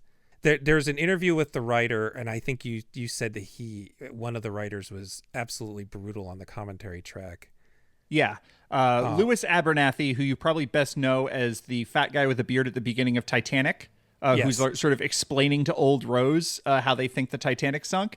He has done some acting in his career. He's had a very weird career. If you look at his IMDb profile, it's like he wrote DeepStar Six, and he acted in 2 James Cameron movies, and he was a firearms supervisor for a direct-to-video action movie. Like, whatever. But on the commentary track on the Blu-ray of this movie, he is just talking about how much this movie sucks. And I think he thinks he's being self-deprecating, but he's also just complaining about the special effects and the cinematography and the acting too. Yeah, and I don't want to necessarily get down on that stuff, but it does feel like the final half hour of this movie, like so nothing happens for 45 minutes basically, and then the final half hour is the movie you want to see, and it moves really quick. And I feel like that they really thought that this was going to fill a whole hour, and they only had 30 minutes, so they were going and trying anything they could to pad out the runtime, because that's what it feels like. And the writer in the interview I saw, I don't remember if it was Abernathy or the other writer, says that they wrote the script to be low budget, and then the budget kept on going up, so they had to keep adding things to it to justify the budget. And I think that also makes me think that they just didn't have a feature-length movie here, and they were doing everything they could to fill it out. So I don't necessarily think that there's a lot of improvisation or outtakes or anything in this movie, but I think something that Sean S. Cunningham has done in the past and does in this movie, and he would do immediately after this movie for Jason Goes to Hell, is he likes to save money by just hiring some young people who he can tell what to do. And if they are talented or if they are not talented, it's less important than they are desperate for a job and will just do what he tells them to. And also they are people who have no power in the industry. So when things don't go wrong, things don't go well, he can throw them under the bus, which is what he does for the writer-director of Jason Goes to Hell. So Louis Abernathy and Jeff Miller, who wrote the screenplay, were fresh out of USC. They were fresh out of film school. They had made a short or two together, but this is their first professional movie together. And it's very clear that Sean S. Cunningham hired them, said, hey, James Cameron is doing The Abyss. We want to do Alien Underwater that comes out before this. You have to write this really quickly because we have to start building sets and monsters and special effects and all that. So like, just do one of these.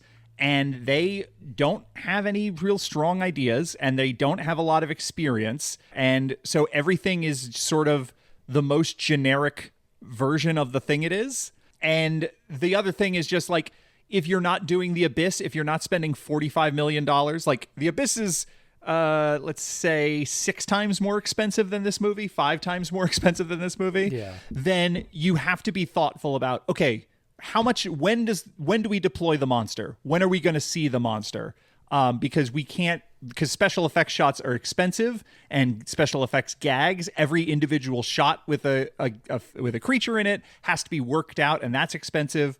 So we are going to just sort of put all that at the end of the movie. And I think a better screenwriter or a better pair of screenwriters would say, so let's do something interesting and let's find ways to have like tension before that. And this movie's just very leisurely getting to the monster part. There is no urgency. Like there's an early scene where there's 2 characters, they are falling in love with each other, and the woman is in trouble. And the man is just joking with his friends. Like, they're like, okay, cool, there's just no urgency. There's so many points in the early part of the film that you could have a lot of suspense that they just don't milk it. It feels more like an episode of Star Trek: The Next Generation, where we're meant to be involved in the characters solving the problem more than the threat of death. Does that make sense? Yeah, they are. I mean, one of the things I like about this movie is also why it's not very exciting for the first hour, which is I like that this is sort of an underwater base that has a mix of funding, where it's like it's partially funded by the military, but there's a marine biologist who has like hopped on this program, so she can, so it's like you get the idea that it's like the military's in charge, but she's the one who is. She got her college that she works at or whatever is paying to have her go and do research for 6 months or 9 months. How long are they on the?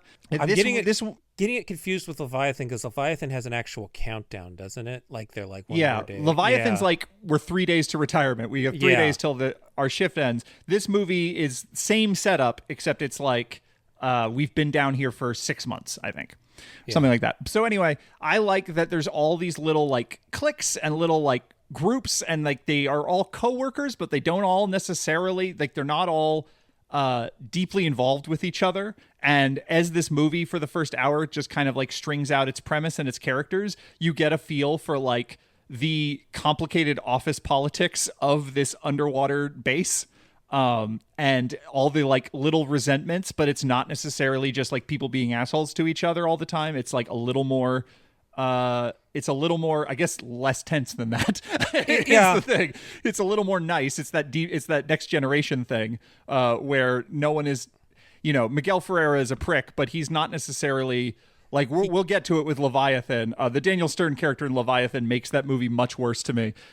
Miguel Ferreira is just grumpy all the time, but he's also grumpy has and friends. he messes up, and you actually feel a little bad for him. He's sort of the antagonist of the movie, but he's really messing up. He's not a bad person. He's so good in this movie. Miguel Ferreira is so good in DeepStar Six. He's good in every movie, but and oh god, this movie comes out 1 or 2 years after 2 years after RoboCop and just before Twin Peaks. And this is him like perfecting that character that he plays and all of those things. Yeah, he is this fidgety, angry dude. like who also like, but you don't completely hate him. In RoboCop, he's not the villain of the piece. In Twin Peaks, everybody hates him, but he's actually a decent guy underneath it all. Like, yeah, he's so good in this. So this movie is like, you see all these people and you're like, okay, those two are hooking up, and everyone kind of knows about it. They're just they just started dating while they're down here. And then you're like, oh, well, these two are hooking up, but it's kind of like a secret and they don't know, and none of it's particularly interesting or exciting. And none of it, like when it comes time for the monster part to happen, it doesn't pay off dividends. You're not setting up like character dynamics that then add dimension to the horror part of the movie. But I do find it kind of pleasant. I get it. I mean, and it also, in a way, it's respectful because that is what's going on in Alien. Alien's just a much tighter movie.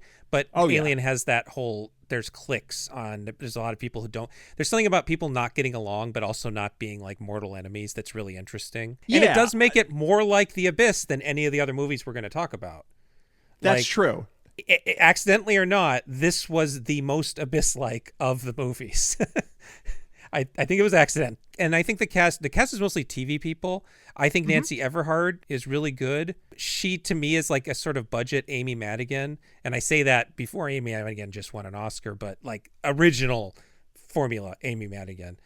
And she's in the 1899 Punisher straight-to-video movie. This was basically her one chance to be on the big screen. She has a tiny role in 48 Hours.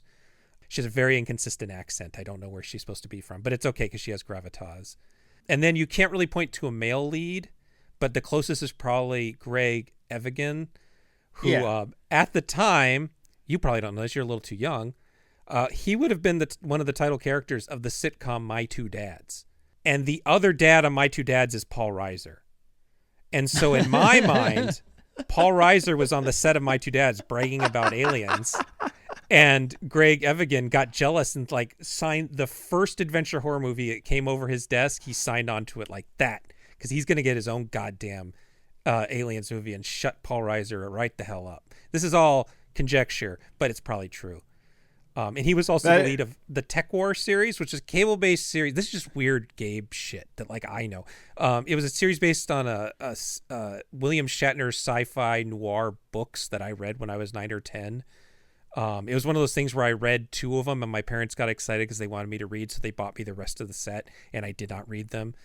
These books were also ghost written by a guy named Ron Goulart, not actually William Shatner. But so he's just a guy who was on this horrible USA Network sci-fi show I watched and this not very good sitcom with Paul Reiser that I watched. He was also the lead of BJ and the Bear, which was a big show in the 70s when that was happening. Yeah, he does not bring much to the table here. He is attractive and he is masculine and he looks physically capable. Most late 80s way, like Mr. Mustache and mullet. I don't think he has a mullet in this, but I always picture him with a mullet. He has that George Michael 5 o'clock shadow beard. Yes, where it's like a 2mm beard that covers his entire face. Like they had to have had a special shaver that would leave your beard at a very perfect 5 o'clock shadow in those days. Right. My favorite actors in this movie are Tom Bray and Ronan Carroll as the submarine pilots. They are so fucking funny together. Yeah, well, they're the two that I think actually have, in the scenes where I feel like they're just making up dialogue to fill space, they're the two that I think actually have some rapport. Yes. And kind of pull it off. I could definitely see some improvisation happening in their scenes. Because they are kind of just like sectioned off from everybody else. There might be like one scene where Tom Bray is interacting with someone other than Ron Carroll. But as far as we know, they just sort of live in that submarine and they're just like always hanging out. And they have this like fun relationship because Ron Carroll, you probably know him. He's the cop at the end of Friday 13th who's like, there was no boy in that water. And then she's like, oh, then he's still out there. Like, so he was kind of in his late 40s, early 50s in the early 80s. And so by the time you get to here, he's like an older man. Tom Bray is this like nerdy looking guy. He was best known at the time for being like a computer hacker character on like a 70s or a, like early 80s detective show that had like a techno side of it. But he was just sort of like, I'm the nerd, and you could believe me as a nerd because I'm a nerd, and I'm going to be in Prince of Darkness, and I'm a nerd there too, and I'm typing on a computer. And those two of them, you don't expect them to go together necessarily, but they just instantly sink into like a rapport that is just, you believe that these two have discovered to their shock that they kind of like hanging out with each other. So like all of their scenes together are wonderful. A lot of this, it's a lot of TV acting. A lot of that adds to the Next Generation kind of a feel. Definitely does not have the star power of Leviathan. No. The Latvian actor Eli Baskin, who most people remember as Peter Parker's mean landlord in the Sam Raimi Spider-Man movies. I think he's super likable in this, but he's just isn't on it very. Like I would prefer he was the lead instead of the generically handsome dude, but he just doesn't have much to do. You would think with a cast this big, there was going to be like a lot more monster kills. But like the very few of them actually get memorably taken out. No, I mean, okay, so there's a guy, Terran Blanque or Blanque. I think it's just Black. Is it just Black? Okay. I think it's Taurine Black. You know what? You're probably right. He seems like a nice guy. He gets what should have been a cool death where a door closes on him, but for some reason, Cunningham doesn't get violent with it. It's just the door closes on him. We don't like see his guts tumble out or anything. I wonder, 1989, the MPAA is starting to crack down on stuff. Yeah. I wonder if they were like, this isn't a slasher movie. It's $8.5 million. So it's probably like 2 times or possibly 3 times more expensive than your average Friday the 13th movie. Maybe that was like one of the directives he got from Carol Coe that was like, we don't want to have a bunch of guts and stuff.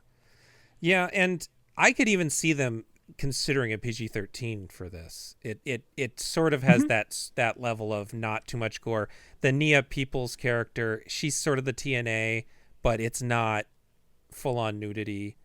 And unfortunately, she gets paired with the Matt McCoy character, who is a annoying sexual harasser. Not as annoying of a sexual harasser as a different character of the guy you already mentioned from Leviathan, but it is sort of interesting that these movies are like, and then there's a guy who just sexually harasses everyone, and it's I don't know. Matt McCoy is the worst actor in this movie. Yeah, and he was a pretty well-known actor. I don't know why he's so bad. He is the guy who replaces Steve Guttenberg in the Police Academy movies, and I don't think I even knew that. Ugh. Yeah. So in Police Academy 5 and 6, it's Matt McCoy, and he is like a guy who's not as good as Steve Guttenberg. He has this thing where he's like trying to do a Steve Guttenberg thing where he does like a little smirk after every line of dialogue, but instead of like, because none of the dialogue has any crackle, like none of this has any like thing that really feels like a joke, he'll say something that is like vaguely kind of reminds you of something that could be amusing possibly, and then he'll just sort of like sink into a smile like, yeah, I know. Like it's almost like he stops acting and gets really satisfied that he remembered his line. That dumb little smile on his face. And I'm sorry, Matt McCoy, I'm sure you're a lovely person and in fact very talented, but in DeepStar 6, that dumb little smile you get on your face is so embarrassing that every time you're on screen, I just feel like a little bit of secondhand humiliation. I'll say this. I knew guys like him at the office when I worked at an office. He's a very specific kind of dork. I'm trying to think of Cindy Pickett is good. She's the doctor. She's probably the most prolific actor here other than Ferreira. And I think that she has surprising chemistry with Ferreira. I think the two of them may have some really interesting scenes together. And I think she looks a lot like Nancy Everhart. So there are times when they are wet and wearing tank tops that I can't tell which character is which. Yeah. Towards the end of the movie, because they are two of the survivors, or the longest term survivors. I did mention the gore doesn't work. There is a scene where Ferreira's character freaks out and gets into a pod and does not take the time to properly decompress. So he basically explodes internally. And it is pretty bloody, but this is 1989, man. You got to go full Rabutin puppet bursting eyeball Total Recall shit with this stuff. You want at least 12 frames of Scanner's head explosion. Exactly. But the pre-Scanner's head explosion of that scene in Scanners where like you have the kind of bladders on the face that are pulsing and you have like the blood pouring out of the pores and stuff, that stuff is in here and it's really gnarly. I think that is like a really You just need the climax. It's a good scene without the climax. I almost wonder if the fact that you don't have that cartoonish punchline of the head explosion is what makes it feel more painful to me. I really do imagine the pressure of your body like crushing itself, and That's a pretty good special effect. Worth saying, murderer's row of people doing special effects on this show. And I say show because I watched a bunch of special features, and all these guys who work in this industry call it a show. But you have Mark Sjostrom, who is sort of the overall supervisor of special effects. He worked on Nightmare on Elm Street 3, Poltergeist 3, Phantasm 2. Richard Strutzman was sort of more the technical guy who was like building out engineering a lot of the special effects. He worked on Gremlins, Enemy Mine, Poltergeist 3. Greg Nicotero was the creature supervisor. He needs no introduction. He's Greg Nicotero. In a lot of ways, Sjostrom was the pre-KNMB. He hired all those dudes, and they became KNMB, and Nicotero being the end. And then David Kinlan was the animatronic supervisor. He worked on From Beyond and Friday the 13th Part 7. Toby Sells, who did special makeup effects, was on Phantasm 2 as well. When you look at anyone in the special effects crew and their filmography, it is just, here were the genre films of the 80s. And again, this is the kind of movie that you sign up for and you work on it for 3 or 4 months, and then you get to go and do something else. And so that's why all these guys are not working. I mean, obviously, The Abyss is also not a movie that has a bunch of monsters and shit, but there's a reason why these people are taking this kind of a job more than they are taking the Abyss. And I want to give special mention to Steve Wang, was a special effects guy on this, and he went on to direct the live action Guyver movies and the movie Drive with Kadeem Hardison, Brittany Murphy, and Mark Dacascos, which is a really fun kind of slightly sci-fi action kung fu movie that I highly recommend people check out. Part of the reason that Cunningham is shitty about this movie in interviews is he really, really didn't want to direct it. He is very clear on that. It was supposed to be directed by Robert Harmon, who would have been coming off The Hitcher, and I would prefer the guy who made The Hitcher made this one. That said, Robert Harmon didn't do a lot after Hitcher. He did a whole bunch of Tom Selleck made-for-TV movies. He made the 2002 movie They, and he made the 2003 movie Highwaymen. Yeah, this was Sean S. Cunningham's producer era. The last movie he had directed was 1985's The New Kids, and the next movie he directed after this was 2001. So, he was like, that's, you have to make a lot of decisions and do a lot of hard work, and I kind of like money. Yeah. So maybe and I he should was be also, a producer instead.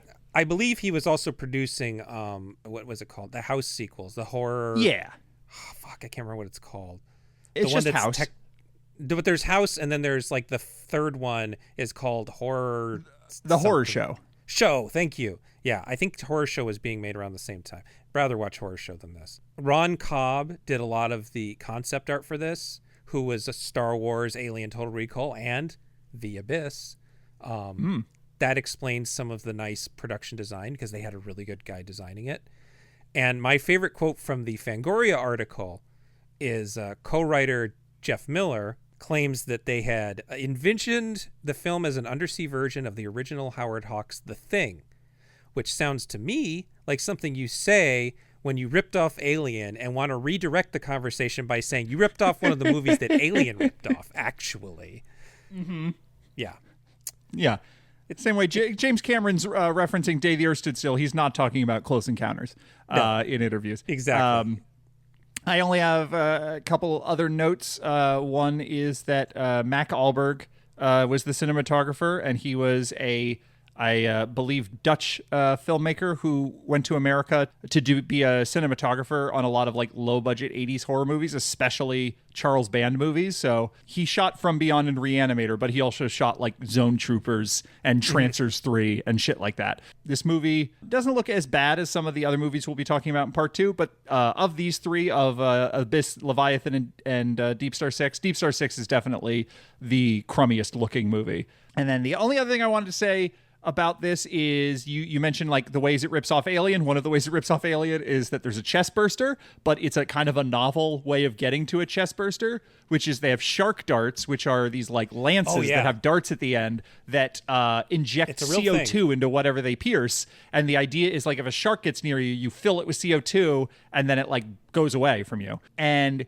in this case, while they are fighting the monster in water, one of the characters backs up against Miguel Ferreira's little spear and gets the shark dart through the back, and then his chest starts to expand and explode, which I think is a fun effect. And part of the Miguel Ferreira character arc of his sort of constant fuck-ups that are making everyone hate him, but more importantly, making him aware that everyone hates him in a way that he's getting more and more upset about, which is why he's so good in this movie, because you actually kind of feel for him. You're like, man. Because the first thing he does is he goes, well, we have to get rid of these nukes because we have to abandon ship because of this monster and all of that. And he's just sort of following a form, like a protocol, workflow to like, how do you get rid of the nukes? And what he does is he goes, was the entity you encountered aggressive? And they're like, I don't know, it was a fucking monster. Yeah. And he's like, okay. So then they have to blow. So then he just selects blow up the nukes. So he just detonates like a bunch of fucking nukes a mile away, and then that causes a big like underwater tidal wave that is then the reason why everything is sort of leaking and flooding and stuff like that. So everyone's already mad at him. He's already kind of a prick to everybody. And then he accidentally explodes their boss's chest with the shark dart. And that's what makes him so upset that he like runs to the escape pod and tries to get out of there without decompressing and explodes. In general, I like the sets. I like the sets of this and Leviathan quite a bit. And I like this movie in particular more so than Leviathan. They flood the sets in a way that I think is really cool looking and compelling. And like, when you get those like slow motion shots of the monster leaping out of the water and the electricity is going haywire and there's sparks flying off in the background out of focus, and you're getting this like kind of strobe effect on the monster as its claw comes out of the water or whatever, it's just sort of like, yeah, no, they made it. They made a fucking monster movie. They didn't shirk their responsibility. So there's definitely, as crummy as certain aspects of this movie is, and as sluggish as it is for like the whole first 45 minutes, there's parts of this movie that where it just really fucking hits. Let's move on. I have so many notes. I feel bad about this. I'm going to figure this out though. March 17th, Leviathan comes out. George P. Cosmatos or Comatose George. Anyway, Cosmatos is what I always say. I'm going to read this one real quick. Underwater deep sea miners encounter a Soviet wreck, sounds familiar, and bring back a dangerous cargo to their base on the ocean floor with horrifying results. The crew of the mining base must fight to survive against a genetic mutation that hunts them down one by one. Genetic mutation part's a bit of a spoiler, I guess. This movie takes place in the far-off year of 2027. And I think I've been unfair to this one over the years. I'm willing to admit that this is my problem. It's silly of me to resent it for being so much of an obvious Aliens meets Thing clone for so long. I think that because Leviathan, The Thing, and Aliens were on cable television so much, that this was like my first real connection with media literacy. And so I'm like, wait a minute, this thing's like those things. It's stealing from them. How dare it? And I think that it just sort of stuck with me for a little bit too long. Because this is a pretty amusing movie. And also when it was on TV, all three of those movies were barely edited when they were on TV. It was very funny how much gore they let them get away with if it was aliens doing it.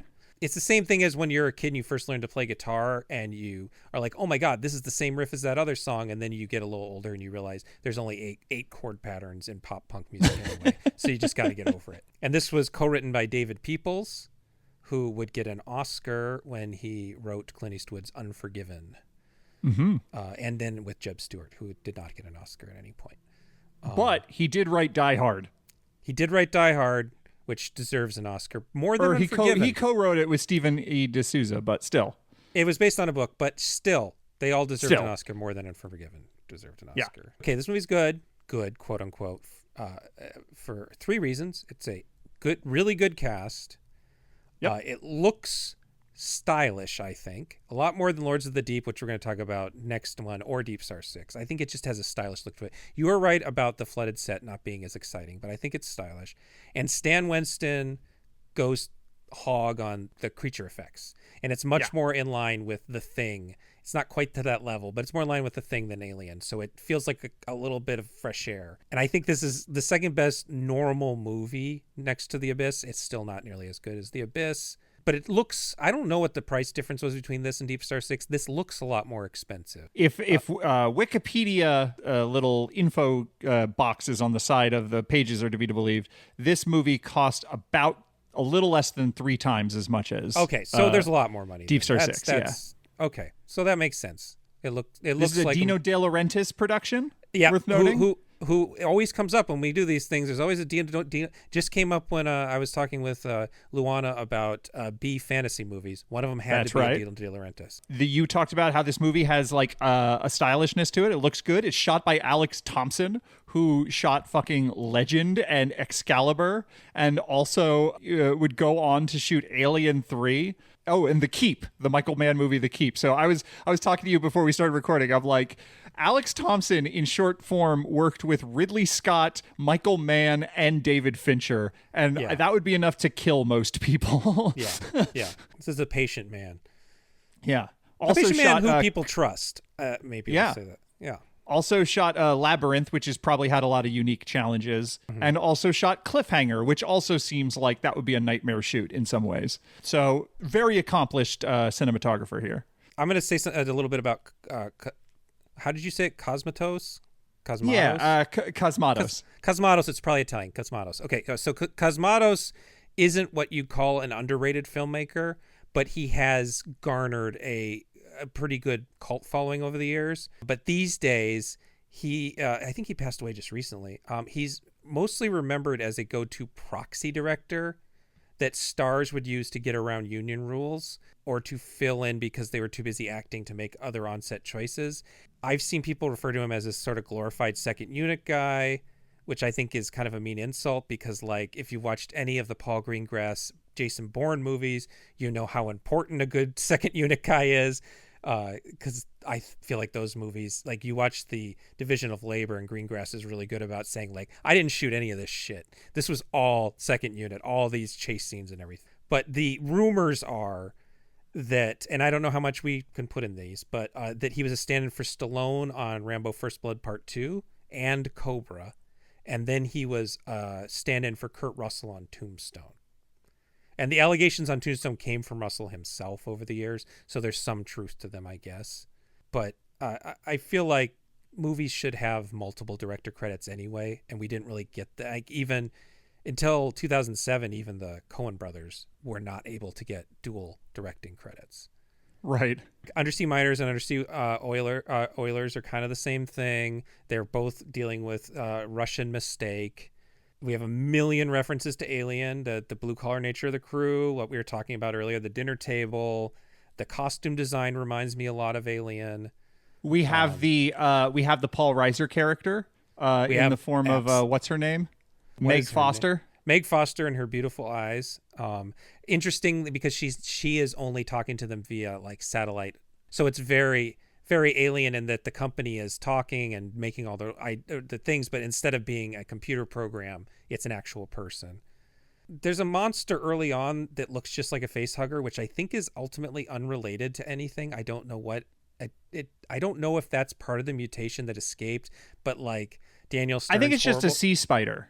It's just like a sea spider, yeah. So, but it moves like a face hugger. There's a little bit of face huggerness to it. Oh yeah. That's Stan Winston being like, well, we know how to do a spider. Yeah. We just made did up that. And there's a countdown to destruction on the climax and the big fake out ending where the creature followed them at the end. Those are all very, very, very Alien-esque. And then from The Thing, there's the idea that the crew has all this downtime because they're separated from everybody. There's the lack of trust among everybody, the fact that any one of them could be infected right now and not realize it. Though it's a little less than The Thing where they really don't realize it. It's more like they just aren't showing symptoms yet. And there's the idea that the monster absorbs the victim's knowledge so it can use what people know against the other people. And there is a much shorter but similar scene where there is it attacks a blood supply. And it's not the case in Alien or in The Thing where the blood supply would reveal which one of them was the Thing. It's that it drinks blood. And for some reason in the kitchen they have a blood tube going through the wall in the kitchen, and they come in contact with the creature through sort of similar means. It's a sunken Russian boat instead of an abandoned Swiss science colony, but there's a lot of similarities where they go onto this boat and they're seeing all the dead bodies and they're seeing something happened here. What happened here? What do we? And they find stuff. And so and you get the sequence where they're like looking at a computer readout of like, the doctor's trying to figure out what's going on, and so he's like looking at the computer the same way Wilford Brimley is like trying to figure out what's happening. That whole sequence, you get the idea of like the alcoholic doctor who suddenly has to sober up real quick to get because things got serious, and he's this sort of disgraced medical doctor who has to redeem himself. I think the Richard Crenna character in Leviathan is very Wilford Brimley in the thing. Yeah, yes, very, very, very good. That thought that came up because I was mentioning earlier, like, why do they always have to have one dude that's sexually harassing everybody? And I wonder, I always give John Carpenter all this credit, but if Carpenter would have made The Thing with female crew, would that have been one of the guys? Is it just that they're all straight men, so it never comes up? Is there much sexual harassment in Prince of Darkness? Because that's the thing with some females. There's not, actually. No, it's actually pretty well, like, any flirting is... I feel like... the one character does slight, the guy from Big Trouble in Little China has like a very, very minor bit of sexual harassment. Sure. But yeah, it's much more like it's just the 80s, and that's just the way people are, unfortunately. It's a lot like the Daniel Stern, for all we're talking about how awful he is, you got to give him credit. He is pulling off one of the most heinous human beings, and he's pulling it off with aplomb. It's crazy to think that at the exact same time he's narrating The Wonder Years as he's playing this absolute skis bag, and that he's about to make Home Alone, where he also plays a skis bag, but a family-friendly one. Right. This character's a little like his City Slickers character, so I guess he was sort of typecast, but still, it's kind of he's a lot. And I just kept on thinking, imagine this would be the perfect movie if you, instead of him, had the Miguel Ferrer character in that role of the guy who's fucking up, like, because I like that character and not this character. And if you just moved them, and then it would just make DeepStar 6 a little worse because you'd have two sexual harassers, and I could forget about it. The thing about this character is, so like I was a shift leader of a fast food restaurant in Chicago, and something that you have to deal with when you are in charge of a business that is in a major city is that there is an unhoused population who can behave sort of unpredictably. And they come in, and you can't just start yelling at them just because they're unhoused or whatever. You have to treat them, with respect and dignity. But like, you also have to keep your guard up because their behavior will be unpredictable often. And sometimes it can get hostile and even aggressive. And we have one person in particular who I can yell at, this is an old job now, but I could yell at as soon as he came in, because at some point he threw a chair at one of our employees. And that's when you're like, okay, well, you're just not allowed to step foot in the business anymore. That has nothing to do with your housing situation. You are violent. But like, this person, and there was like, there's a handful of people you just get to know. They're like, okay, they live in the neighborhood. They'll pop in from time to time. They'll be a little unpredictable. They're a little mentally unstable. None of them were ever as ghoulish and aggressive and off-putting as Daniel Stern in this movie. He is feral in a way that is like, this is a movie about like, one of the things this movie's trying to take from Alien is like really hard, like, hey man, I'm in a union and the corporation's trying to screw me at the union, and I know you're in charge and you're trying to make both parties happy, and I'm trying to apply pressure to you to take my side because we're really concerned about labor issues and the idea of, is this fair work, and like, is this a reasonable working environment, and are we being fairly compensated, and what's the deal with our quota, and it has all of that. And then you have this character who you would never believe for a second would exist in this real environment. Everyone would have fucking killed him already. Like, everything he does at every given moment is just about trying to be as gross and nasty and disgusting as possible. And every time he's on screen, and I'm a Daniel Stern fan, every time he's on screen, I'm like, oh, fuck, it's Daniel Stern. I cannot stand him in this movie. It is so, like, I know what they're going for. This kind of character has a place. Miguel Ferreira, as you brought up, is kind of this character in Deep Star 6. They so overshot it in this movie. I wonder if this was George Cosmatos who wanted to, like, push things bigger and further. When I think about like the guy who directed Cobra, maybe I think like a tasteful depiction of human behavior is not something he's interested in. No. But boy, does this character really make the first part of this movie a lot more unpleasant than it has to be. Fortunately, he's the first to die, I believe. Yeah, but they do a little bit of a slow burn, more so than The Thing. with this moment. So you do still have to wait about like 45 minutes before. I suppose. On the good side, Peter Weller's in this, and I really like Peter Weller. And he sort of has this uncanny quality. He's so much fun. Voice. He has this kind of natural stiffness, which is perfect for RoboCop, but I think it works in this role too. There's this. Yeah, he's uncomfortable. Yeah. He's put in the situation where he has to be in charge, and he has no interest in being in charge. And he has to discipline people like Daniel Stern's character. There's this great gag towards the beginning where we see the crew bickering, and it cuts to him looking straight into the camera and awkwardly dressing them down to maintain control. But then the camera pans back and we realize he's practicing this in a mirror. And I think it's the best thing in the entire movie. I don't know if they stole it from another movie, but I think it's incredibly clever. But there is a point later in the movie where this is like a contagion, and his exaggerated mannerisms pulled me out of it for a second, because he's investigating a dead body and they give him a surgical mask but no gloves, and then he removes his mask with his bare hands and rubs his mouth in consternation. And I was just like, no, you touched the body. What are you doing, man? Other than Daniel Stern, I really like all of these characters and all these actors and the sort of dynamic of these people. But the thing about this movie is, so like my theory about DeepStar Six is Sean Cunningham likes to hire people that he has absolute authority over, and that if they do a bad job, it won't reflect poorly on him because he can just blame them for being inexperienced or whatever. And so that's why you hire two guys fresh out of college and give them very little time to write a movie and tell them like, just do this. And then they do sort of a generic bad job of it. I think Leviathan, which is written by two accomplished screenwriters, one of which was one of the fucking screenwriters of Blade Runner.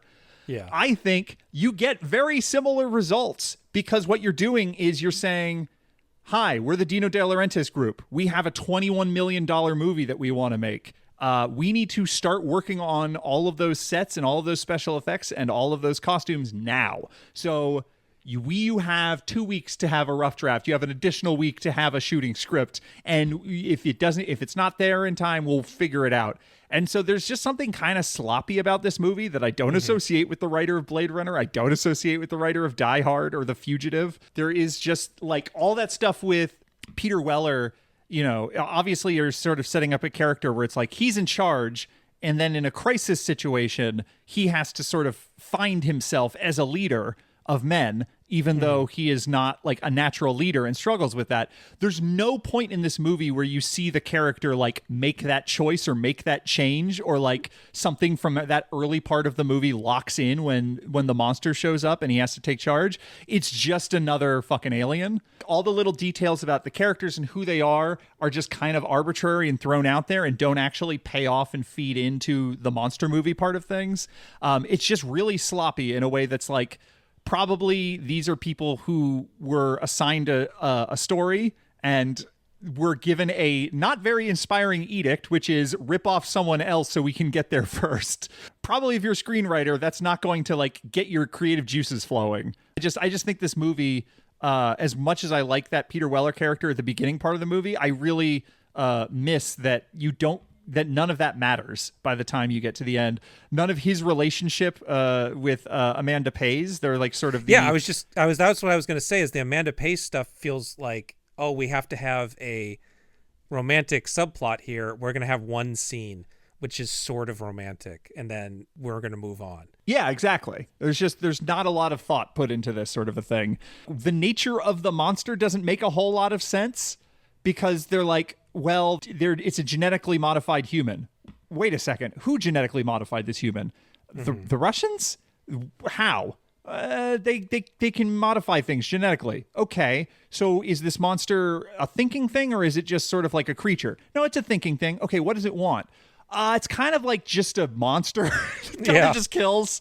Okay, but it has all of the thoughts and feelings of our people that it's sort of absorbing. It's like kind of a blob situation where it just gets bigger and bigger as the people that die like join this weird mass where there's just like arms and legs sticking out. And it's like none of that matters. The monster is very ill-defined. It took me like 3 viewings of this movie before I even realized that it wasn't just like a weird undersea monster, that it was like a specific mutation, because it just doesn't make any sense to how the rest of the movie plays. Yeah, it's a frustrating movie because like the special effects are awesome. Stan Winston, not just the monster, but like the dry for wet that they shoot in underwater. The way they did that, they have a set where the ground is covered in like loose dirt, and then they put bellows into all the boots of all of the underwater deep sea diving suits, so that as people step, a plume of dirt comes up, and it's like you're stepping on the floor of the ocean, and it's all shot in slow motion, and it's like, and then we also have these flares that were burning, and so there's kind of ash floating around, and it kind of looks like plankton. Like the sets and the special effects of how they do all the underwater stuff, it's all really cool and convincing, and it's shot by Alex Thompson. It looks great, and it's just sort of like, when you watch DeepStar 6 and everything's kind of junky, everything feels of a piece. You're kind of like, yeah, this is just kind of a junky monster movie. And when you watch Leviathan and it starts off and you get these great actors, Ernie Hudson's so fucking good in this movie. Yeah, I wanted to. Yeah, I'll mention him. Yeah. But anyway, you get all these great actors, and you get this budget, and you get these special effects, and it's like, okay, so it's going to be a real movie, and it's like, no, it's kind of just a junky monster movie. It's worth noting that Stan Winston did do some of the effects in the original The Thing. He did the kind of flower monster that comes out of the dog. His studio did that because Bottin just did not have the time to finish everything. He knew what he was doing as far as things go. But I have to say the final monster is kind of disappointing because it's just a monster. It's not like... I mean, I guess the final monster in The Thing is also just sort of a collection of parts, but it just has a better look to it, I think. This one just looks like a particularly angry gill man, basically. So I theorized about David Peebles and Jeb Stewart, the screenwriters, like sort of not being given enough time and just sort of delivering a rush job for the screenplay. When you watch the special features on the Leviathan Blu-ray, that is explicitly apparently what happened with Stan Winston's studio. Is all the people who worked in that company were just sort of like, oh, we didn't have nearly enough time to do anything, and no one could make up their mind about what the monster should look like, so we had to keep changing things, and eventually we ran out of time and money, so we just put every design into one, and that's why you get that weird monster at the end, because no one had a strong conception of anything. Yeah, so this is, I think at a certain point during the making of this movie, Stan Winston also accepted a job from a different film. And so like the workload got bigger, and then there was another special effects studio that was supposed to be designing the deep sea diving suits, and then the studio lost faith in them. So Stan Winston's like, yeah, we'll do that too.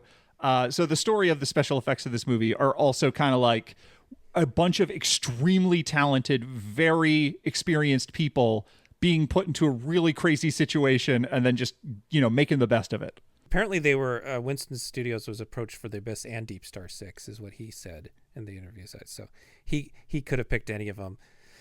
I don't think he would have had much to do in The Abyss. I guess he would have made the aliens at the end, the sort of light aliens. You were talking about, I think that the two best performers in this are Hector Elizondo and Ernie Hudson, and they just don't have enough to do. There's just not enough screen time given to them.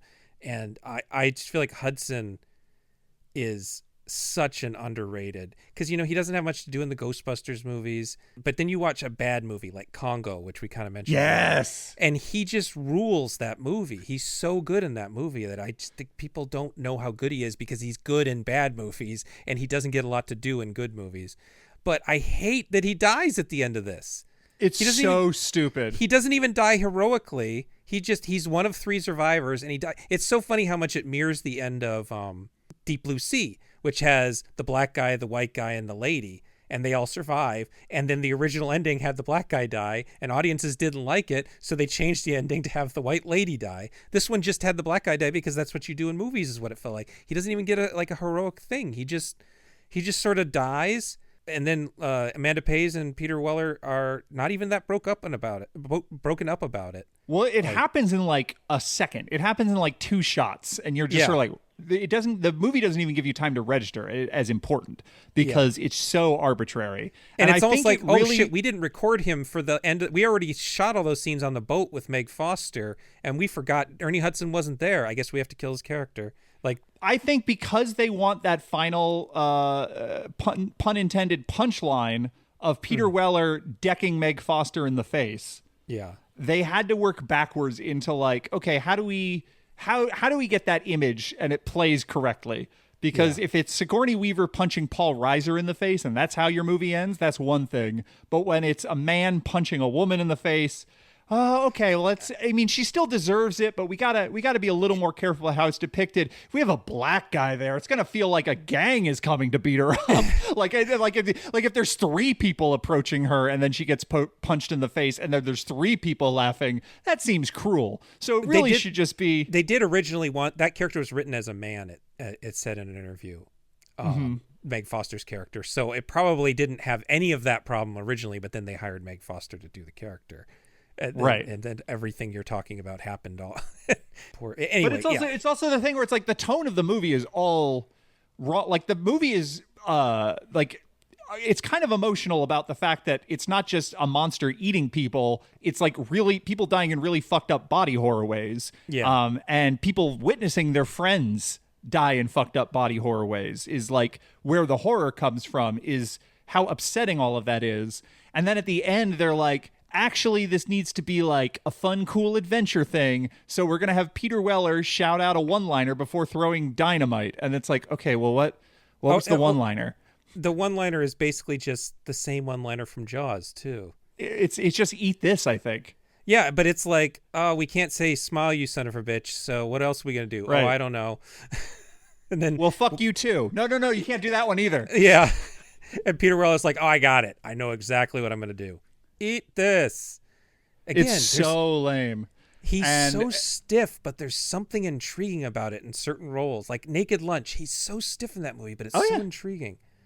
I think he's good in this. I just think they make some bad tonal choices. Yeah. Like this movie should end like Predator, where like at the end of Predator, Arnold survives, but he's kind of all fucked up about it. Yeah, he's messed up. Like that's kind of how this should end, is just like Peter Weller and Amanda Pays just kind of like holding on to each other. You get Ernie Hudson in there, and they should all 3 of them be kind of like holding on to each other to be like, Jesus Christ. Not like a fun little like gag where it's like, yeah, we punched that bitch in the face, which is the attitude of how this movie ends. I got in the interview, the Starlog interview, the director claims that Leviathan was 2 years in the making, but then he also claims that it isn't really anything like Alien or 20,000 Leagues Under the Sea, which is patently not true. And then he gets a little more defensive and he says, one can say that all movies are comparable. And someone might say it's like something else, but in the final analysis, it's very unique. And it was just like the whole interview is just him going, nuh-uh. It's a really sad interview.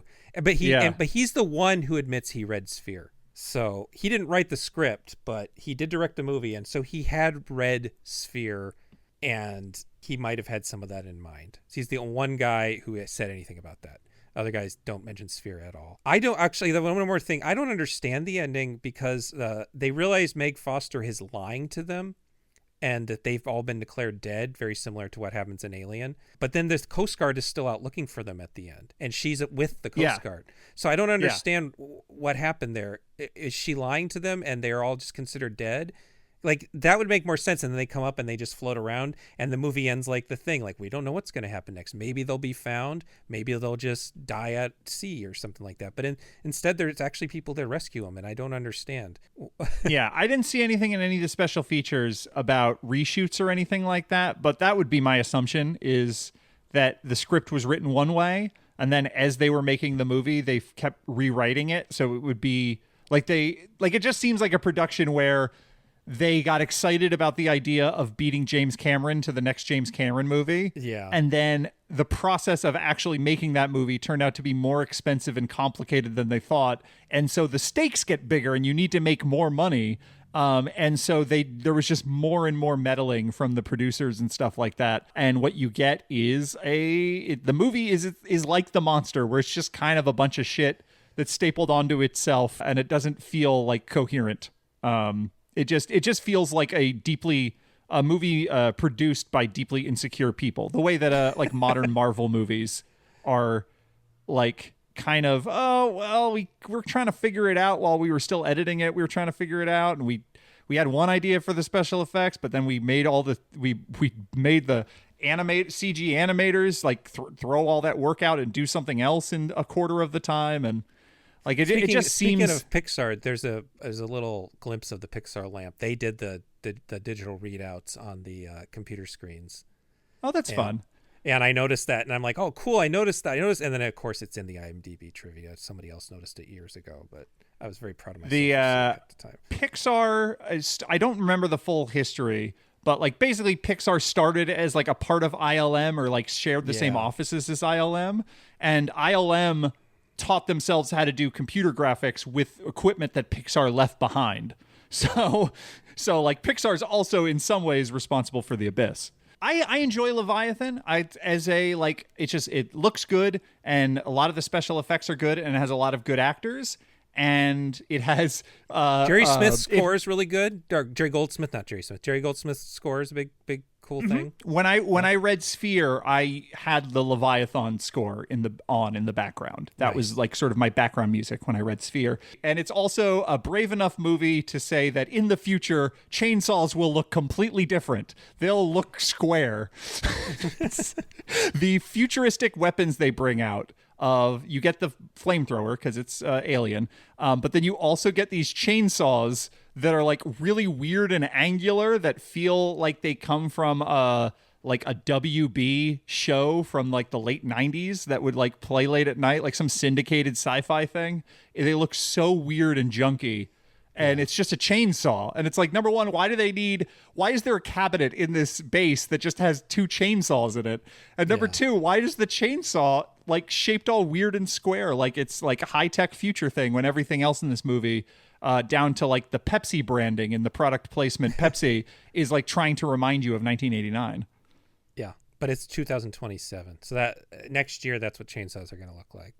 That's right. That's right. We haven't gotten yet to the square chainsaw revolution. We're not quite there. I want to say that Michael Carmine, who has probably the roughest death scene, he gets the sort of suckerfish thing stuck on his stomach and it's not quite going in and he can't get it out. And Ernie Hudson's too scared to help him. He actually passed away just after this movie was released in October. So that was a bummer. But I feel like his character...